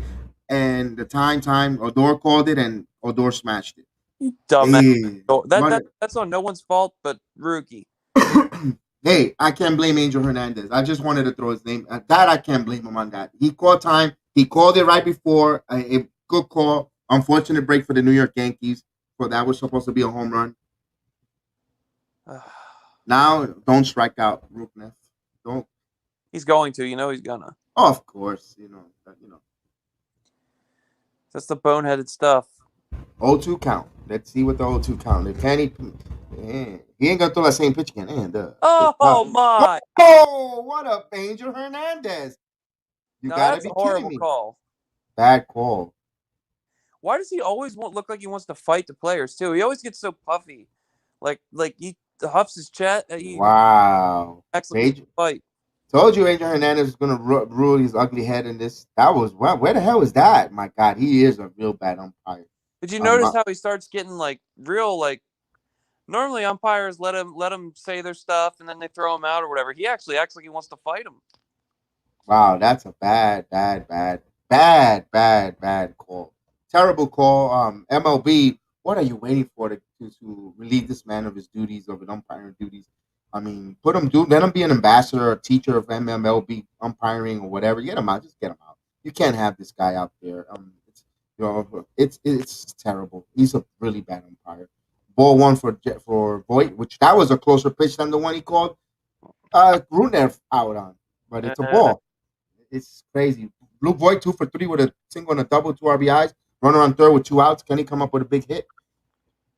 And the pitch to the side armor. Low. See, that was a strike. In my opinion, that was a low strike. He called it a ball. 2-0. That was a ball, but it was closer than the other two. Yeah. That all goes back to stupid mental errors. The mental mistake by Rugi Odor. If you see the pitcher already in his windup, I mean, you can't call foul right back. 2 balls and 1 strike. White was right on it. Just missed it. And you can't, that gave the opportunity for Hernandez to show his to rear his ugly head. That wouldn't happen if he wouldn't have called time, which, but a spur of the moment thing. It's up 6-0. It is what it is. 6-0 Yankees. Bottom of the 7th inning with 2 outs. Runner on first and second. 2-1 count. A throwback. Esteban Floria pinch running for Giancarlo Stanton, who came up with a big hit. Gary Sanchez wants an afro all of a sudden, I see. Sanchez wanted some action in the game today. He looked like he's like, enough with this personal catcher crap. I want to play. Yeah, I don't want him to play. And you got Voit on there. 2 balls, 1 strike. And pitch inside. 3-1. 3-1. 1 pitch away from loading the bases up again. Gaza's at 20 pitches for the game. Voit is 2 for 3. 2 outs. 3-1 count. Bottom of the 7th inning. Yankees up 6-0. And the 3-1 count. Gaza looks in. Checks the runner. And the pitch. Line foul. Man, he's on him today. Yes. Voit is having some great swings. The last few games, he's on a tear. He's making a name for himself. Like, I am not trying to get out of there. And salute to Maria. Maria says, "Go Yankees." That's for you there. Let's do that. 6-0. Yep. And you see, like, Luke Voigt's got country strong, they call it. So, like, Yes, sir. There's I just missed it. Popped it up. Yeah, he's He- got some raw strength, dude. yeah, that's what I mean by that is he doesn't have to force like bat speed. He just has to have a nice fluid swing, and he has enough power to get it done. You know what I mean? Just They're showing that controversial home run that wasn't called a home run. But Yankees up 6-0 heading into the 8th inning. We're 6 outs away from extending the game to an 8th-game winning streak. Can the Yankees extend it? It looks like it. It looks like it's going to be an 8th-game winning streak. Here on the Bronx Sports JEDI Network, with myself and Zach on this watch along and enjoying this beautiful Saturday afternoon day at Yankee Stadium. I'm glad that you guys are here listening. You're listening on all the different platforms, giving us the like, subscribe, guys, hit that like. We'll appreciate that, and we appreciate you commenting and coming aboard, and we love that. hey man, I'm gonna hop off. I'm starting to not feel too good again. So thanks for having me. Apologize I can't stay on. No, it was glad. Thank you for accompanying me halfway through the program. I appreciate. I'm always listening to some baseball insights, and we only got 2 more innings to take this baby home. I appreciate that. Feel better, Zach. I'm always, you know that this platform, this door is always open, and you're always available. Come on and continue blessing us with your wisdom. Thanks, brother. Thanks for having me. Have a good one. You got it, bro. And there you go, Zach. Let me here, and as I'm back here to finish this beautiful game off. And let me take a quick break to drink some water, and we'll be right back.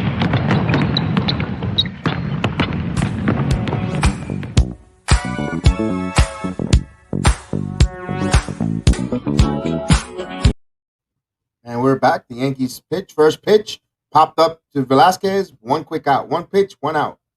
In top of the 8th inning, 1 out. Lucas Licky still on for his 2nd inning of relief. And we have Jorge Polanco coming up at bat, 0 for 3 with 2 groundouts and a strikeout. Switch hitting Polanco. Now he's going to move over to the right-hand side. I appreciate you guys listening along, and thank you for Zach for coming aboard and providing a couple insights on middle through the games. And the pitch. Right.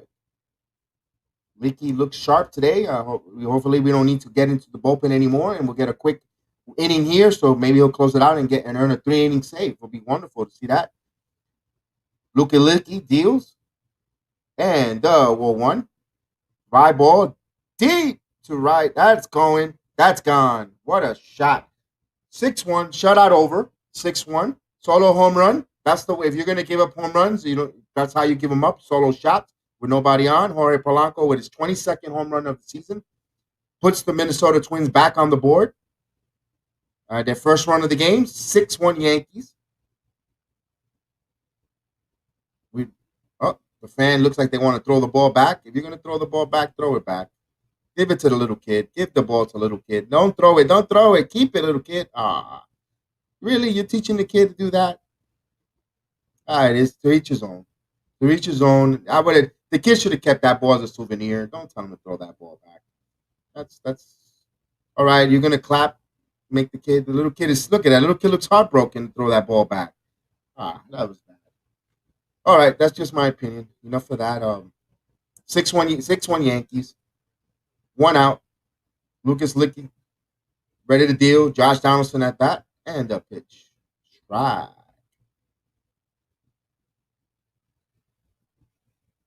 Yeah, he caught with a hanging curve breaking ball. Polanco crushed it. And a pitch. Outside. 1 ball, 1 strike. 6-1 Yankees. Top of the 8th inning.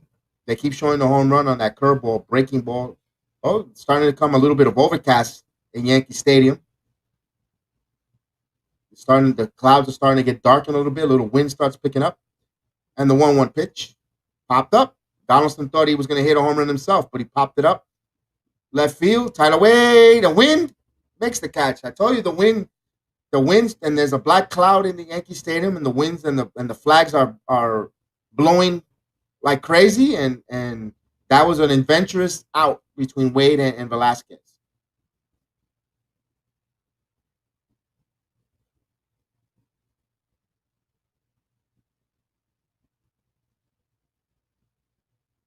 Thank you for joining me this Saturday afternoon, the Yankee Watch Along program. We had Zach and we have Robert Parr in the chat. We have all the people in and out speaking with us. Absolutely. Thank you, Maria, for coming aboard. And Zach, thank you. And here comes the pitch. Trying and a miss. Strike one. Thank you so much for being part on joining us this Saturday afternoon, the Yankee Watch Along. And the Yankees looking for the 8th straight win. And it looks pretty good. They're up 8. They're up right now, 6-1. And Leakey in there with 2 strikes. 0-1. Excuse me, 1 ball, 1 strike with 2 outs. He's at 18 pitches. Pretty good. Regardless of what, this might be his last batter.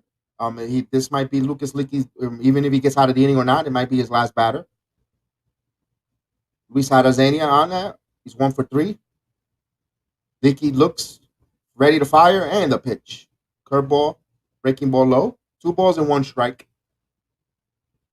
As they show the Mets are 60 and 62. They're 6 games out of the Atlanta Braves right now. Don't worry, Mets. We're going to do a watch along, and we're going to get you up and running and get you right. Lucas Leakey, here we go. And the pitch. Foul out of play. 2 balls and 2 strikes. And the Dodgers, yes, Robert Paul, the Dodgers are going for an 8 win in a row. So hopefully the Mets, have something to say and keep the Yankees the number 1 hottest team in the league right now with the highest winning streak currently. So we'll see on that. Let's go Mets. 6-1 Yankees. Leakey deals with a left-handed Orenza. It was 1 for 3. The 20th first pitch of the inning. And here's a 2-2. Foul out of play. So this is a key batter. I know it not for Lucas Leakey to close out this inning, get 2 solid, strong innings, and also get the left-hander batters out, because now we're in the dog days of the race. The Yankees going to start seeing who they could trust, circle of trust relievers, especially situational. If you get lefty with lefty, you want to make sure Lucas Leakey will be a valuable piece in the bullpen, coming out of bullpen versus left-handed batters. So this is a big key here. 2-2, 2 outs. And the pitch. Curveball, swing and a miss. Inning over. So that 1 run on that home run puts Minnesota back on the board. We're heading into the bottom of the 8th inning, 6-1 Yankees. Here on the Bronx Sports JEDI Network. I appreciate you guys here following me and giving me the thumbs up and the likes. Thank you, Maria, and Robert, and Zach, and everyone else that chimed in, and everyone that's listening out there. I appreciate you guys this day. Hector as well, my main guy Hector from Project Nerd. Make sure you hit and like and subscribe to this channel. We're always giving some good content, and we'll be on. Remember, later on tonight is the combat sport watch along. All types of combat sports. We got MMA. Yes, Robert Parr. Because I've been doing that before. Every time the Yankees strike out, I'm always doing that whistle, man. I love that PC Richard whistle for these strikeouts. And we'll have the watch along a little later on with the UFC. We got the boxing, Manny Pacquiao, we got the also SummerSlam, WWE SummerSlam event. I don't know. I'm gonna set up I'm gonna go get some food, set up, see how I'm gonna have different TV screens, different things, and do the watch along. I know we're gonna have Chef Dan in the building, Divine, and we encourage you if you're a panelist that likes boxing. Also Kangaroo Jack later on for boxing and all different types, and you guys want to be panelists to talk about the fights on different MMA. I do the MMA program here on Thursday nights with Austin and Chef Dan. MMA Talk, Combat Sports Talk. We those young men that are doing positive things with the breakdown of the UFC. Young men that knows the ins and outs of the fighting. And they bring it.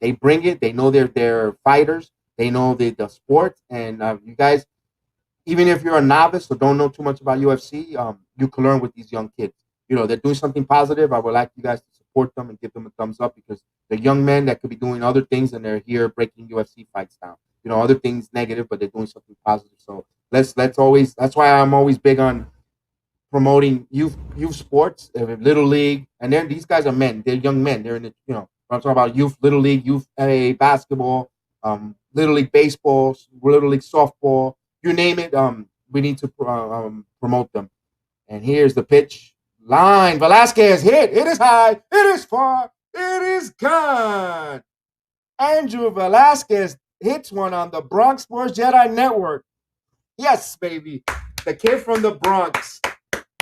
Yes, indeed. He's so happy. Look at that smile. And his family are excited from the Morris Park production, baby. Hits a home run. Yes, it's excellent to see that. His first home run of the game. Extends the lead 7-1. My guy. All right. Yes, the squid cracks one. Yes, indeed. Yes, thank you, Robert Parr. Those guys do know their MMA. They do. Man, Velazquez, first career home run in Yankee Stadium, a dream come true. Man, that's wonderful. That's wonderful. They got to. Oh man, that was awesome. Current call. Oh, I guess Jokic throws. Man, that's wonderful line. His mom is so happy. I think his mama and his grandmother, she's crying. That is a wonderful situation there. Excellent.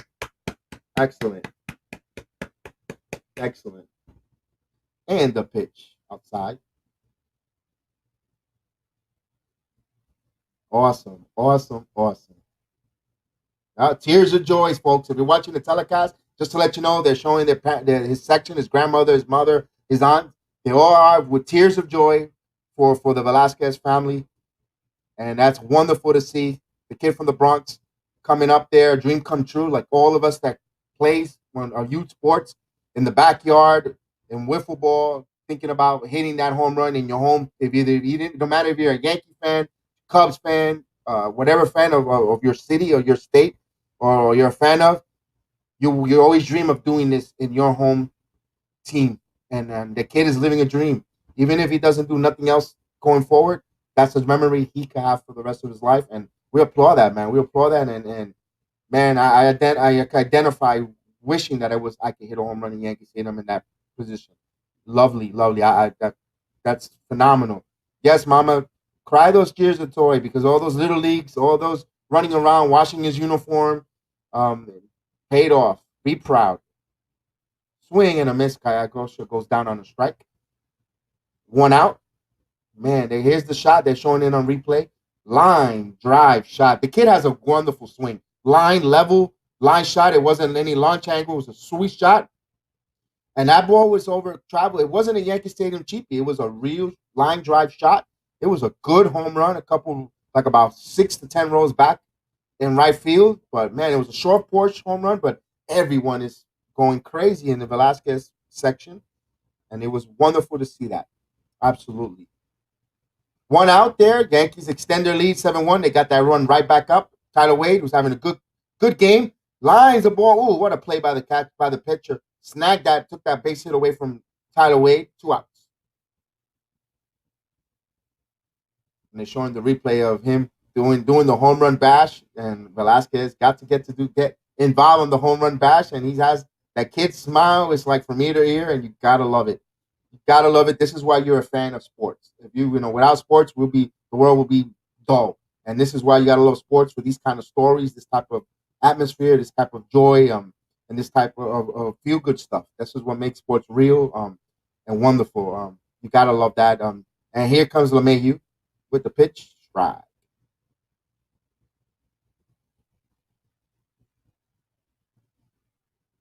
There's going to be a celebration in the Velazquez household tonight. Absolutely. Yeah, the kid is staying at home with his parents still. And here's the pitch. Ground ball to LeMahieu to short, and that should end the inning. And they make it official, fire, and we're going to the ninth. We're going to the final three, the final 3 outs. But the Yankees extend their lead on that solo shot by Anthony Velazquez, his first home run. Enjoy it, kid. 7-1 Yankees at the end of the 8th inning, man. You got to love it, guys. The game will be over. 3 more outs to go. and it's just phenomenal. Thank you guys, everybody in this look along. I'm glad we had a home run call. I'm glad it happened, and glad it was Velazquez who hit the home run. It makes my day, made my day today as well. Especially going for the 8th win this season, going for the eight game winning streak. Keep going. And it's all around. What a feel good day to start this Saturday afternoon with the Yankees. If you're a sporting fan, you gotta love this. A beautiful August afternoon, Saturday.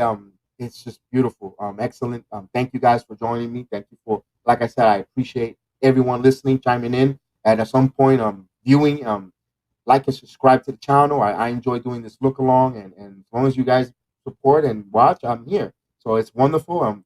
Gilbert Perez. It's a 9-game winning streak. Is it a 9-game winning streak? I thought it was an 8-game. I thought it was an 8. If I'm wrong at 8, thank you for correcting me though. But hey, it's still win. We'll take it. Now, let's keep building. Let's not let it stop. Let the winning streak continue. Let it flow. Definitely. Thank you, Gilbert, for letting me clarify that and being part, man. And thank you for joining. Hit the like and subscribe. With that, we do, like I said, we talk about all sports. We're gonna do football programming soon, and as well as MMA on Thursdays with Chef Dan and my son Austin. They break down the MMA fighting in combat sports. Not just UFC, Bellator, and pretty soon, the boxing. Myself, and we also do Nick, and also we're associated with Nick's Real Talk. Go Yankees, absolutely. Let's go Yankees. And also I'm part of associated with Nick's Real Talk with myself and with the co-host Divine. We run that. If you're a Knicks lover, basketball, we that's the program to check out as well. Then we talk about the Knicks up and down, or Knicks centric. And we do, they do we do a good, wonderful job of Divine hosting the program. So also we do a little bit of sport. That's why it's called Bronx Sports JEDI Network. We have a network of different sports topic. We don't limit ourselves to just 1-2 sports. We talk about a little bit of everything. That's why it's the network, and also movies and comic books and wrestling and all that. We all do a little bit of everything, just introducing of what we're about. And I appreciate you guys listening and joining me there. And Gilbert, let's go Yankee Perez. I think the Yankees are gonna get this, and we got Abreu in there. Try to close it out, guys. And it's great because you don't use your high leverage relievers. You get going into tomorrow's game, and remember we got a series with the Atlanta Braves with no designated hitter, so that's going to be important there. Come on, kid, throw some strikes. He quickly throws 2 quick balls, 2-0. Bottom of the top of the 9th inning, Yankees up 7-1. Abreu here to close it out. Rough Snyder 0 for 3 for tonight's game, and pitch strike. 2 balls and 1 strike. That kid, they keep showing Velazquez there, and that kid is on Clyde 9, guys.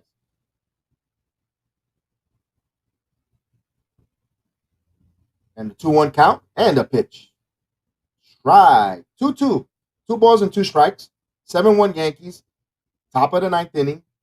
Yankees trying to extend their winning streak, and also increase their lead in the first wild card, and trying to catch the Tampa Bay Rays. The 2-2. Here it is. Line. Blooper. Wade with a play. Nice catch. Good, solid catch by Tyler Wade. Covered a lot of ground on a blooper. 1 out. Good play. Tyler Wade, he's right now in the zone. Defensively, offensively, making a name, trying to say, I don't want to go to Scranton. There's nothing wrong with Scranton, PA, but I don't want to go there right now. I like staying with this club, and he's putting his name in the hat, making it difficult for the New York Yankees to make it there. Oh, the little kid, they gave the little kid who threw the ball back his own ball. Very good. That kid was sad. Yeah, and very good. Good job there on the Yankees for giving that young kid a ball back. Very good. If you're on the telecast, the young kid caught the home run ball by the Minnesota Polanco, and he threw it. The fans around him made him throw it back, and someone from the Yankees organization, from the security, gave him a ball. So it was very nice for him to do that. Gilberto Perez wrote, take 2 from the White Sox, 1 from the Angels, sweep the 3 from the Red Sox, and 3 from the Twins with this one. Good call. Thank you. That's why we got wise minds in the chat and always following, always helped up the Bronx JEDI, and we appreciate that.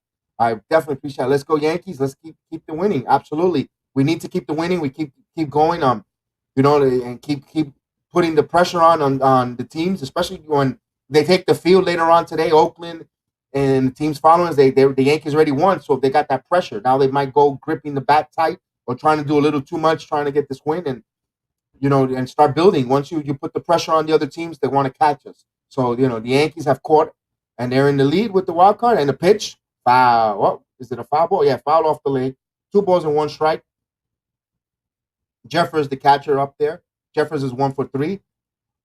We're taking out the Rays for the division. Yes, sir. Yes, sir. We're coming for them. We're coming for them. I personally think the Rays are doing this with smoke and mirrors. They are a good hitting team, but I live in live here in Orlando, Florida. Tampa is not about an hour away or 45 minutes, and I don't know how they're doing it. I get to see ins and outs of it. I'm still puzzled myself, but it's a 2-2 count.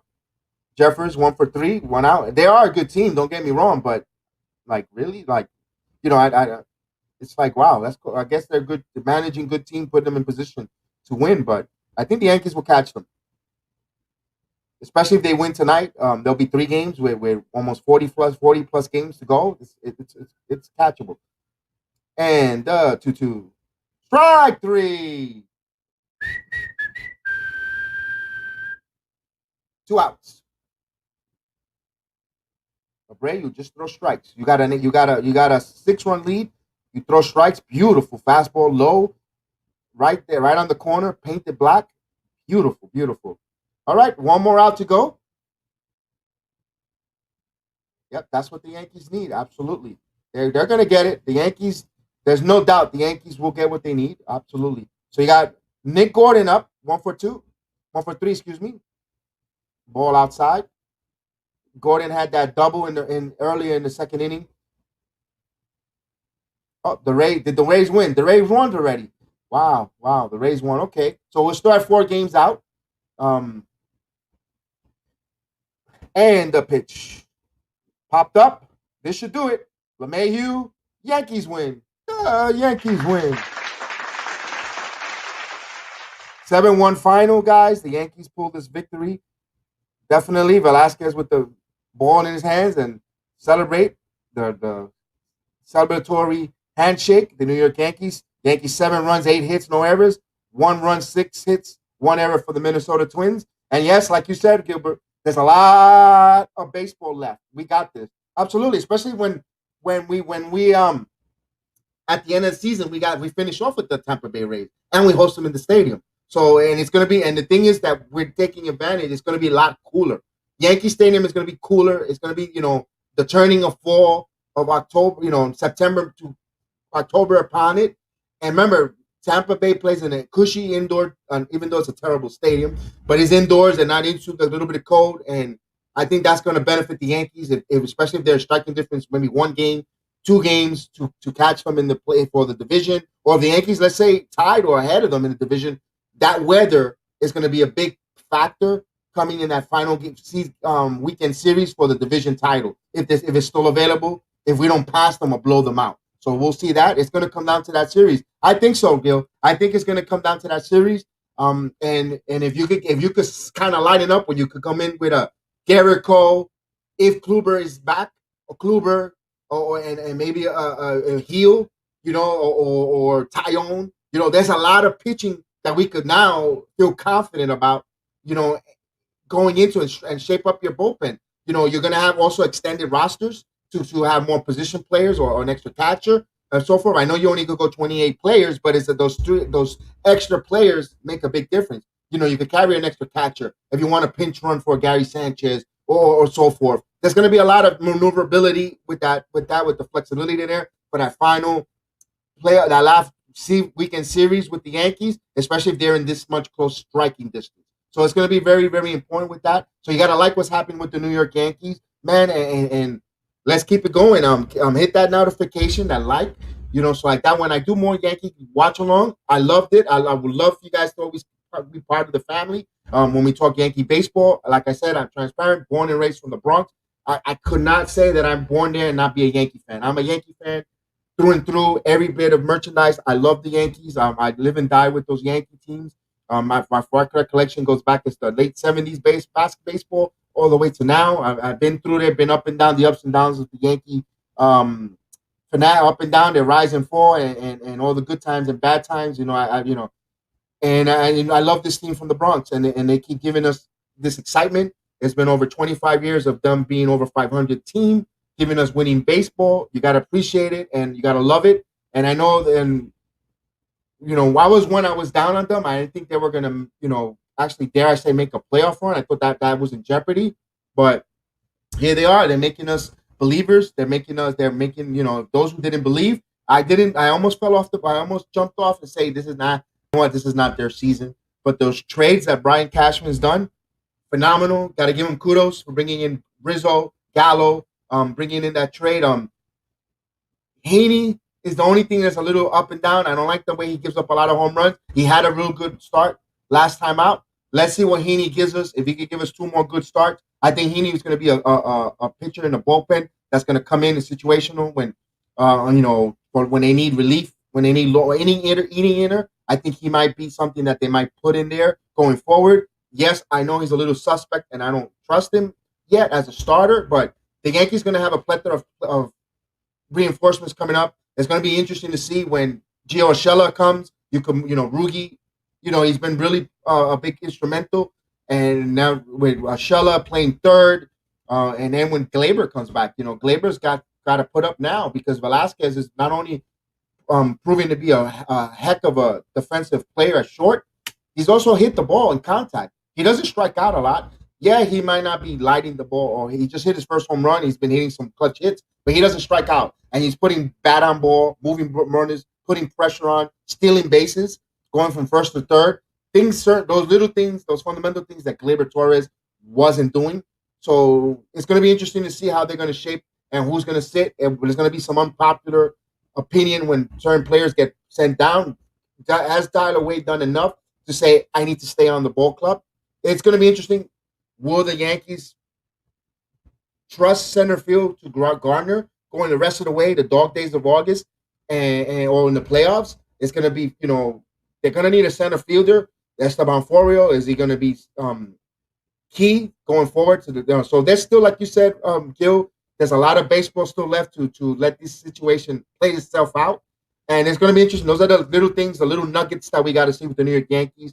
With that said, guys, I'm going to take a break because I have to come back later on this evening for the Combat Sport look along, and I'm going to go do my errands, do my things, and we'll see you a little later tonight. If you like Combat Sports, MMA, boxing, wrestling, we're going to do a look along the same way with the baseball, but it's going to be those sports, and we're going to have guys come on over. Right now everyone's out and about, and this was a last minute look along that I just wanted to come along, but it was really a successful. I appreciate every one of you, everyone in the chat. Gilbert, I hope we see you more often. Maria, I hope we see you more often. Robert Parr, always here, a staple to the program. Zach for the rub of the game coming in. Oscar Hernandez, thank you so much. I'll see you soon next month, hopefully. Robert Parr, like I said, Hector, Project Nerd, everyone in the chat, everyone listening there. Thank you so much. It was a fun program. And with that said, I'll see you guys later, man. We would be honored if you would join us.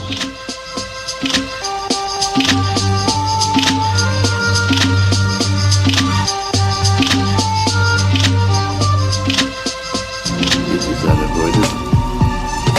It is your destiny. Stretch out with your feelings.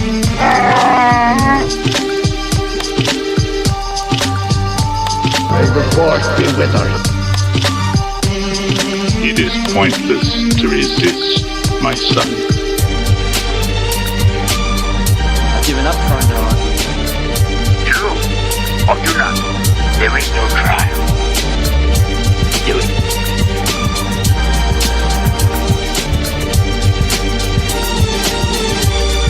You don't know the power of the dark side.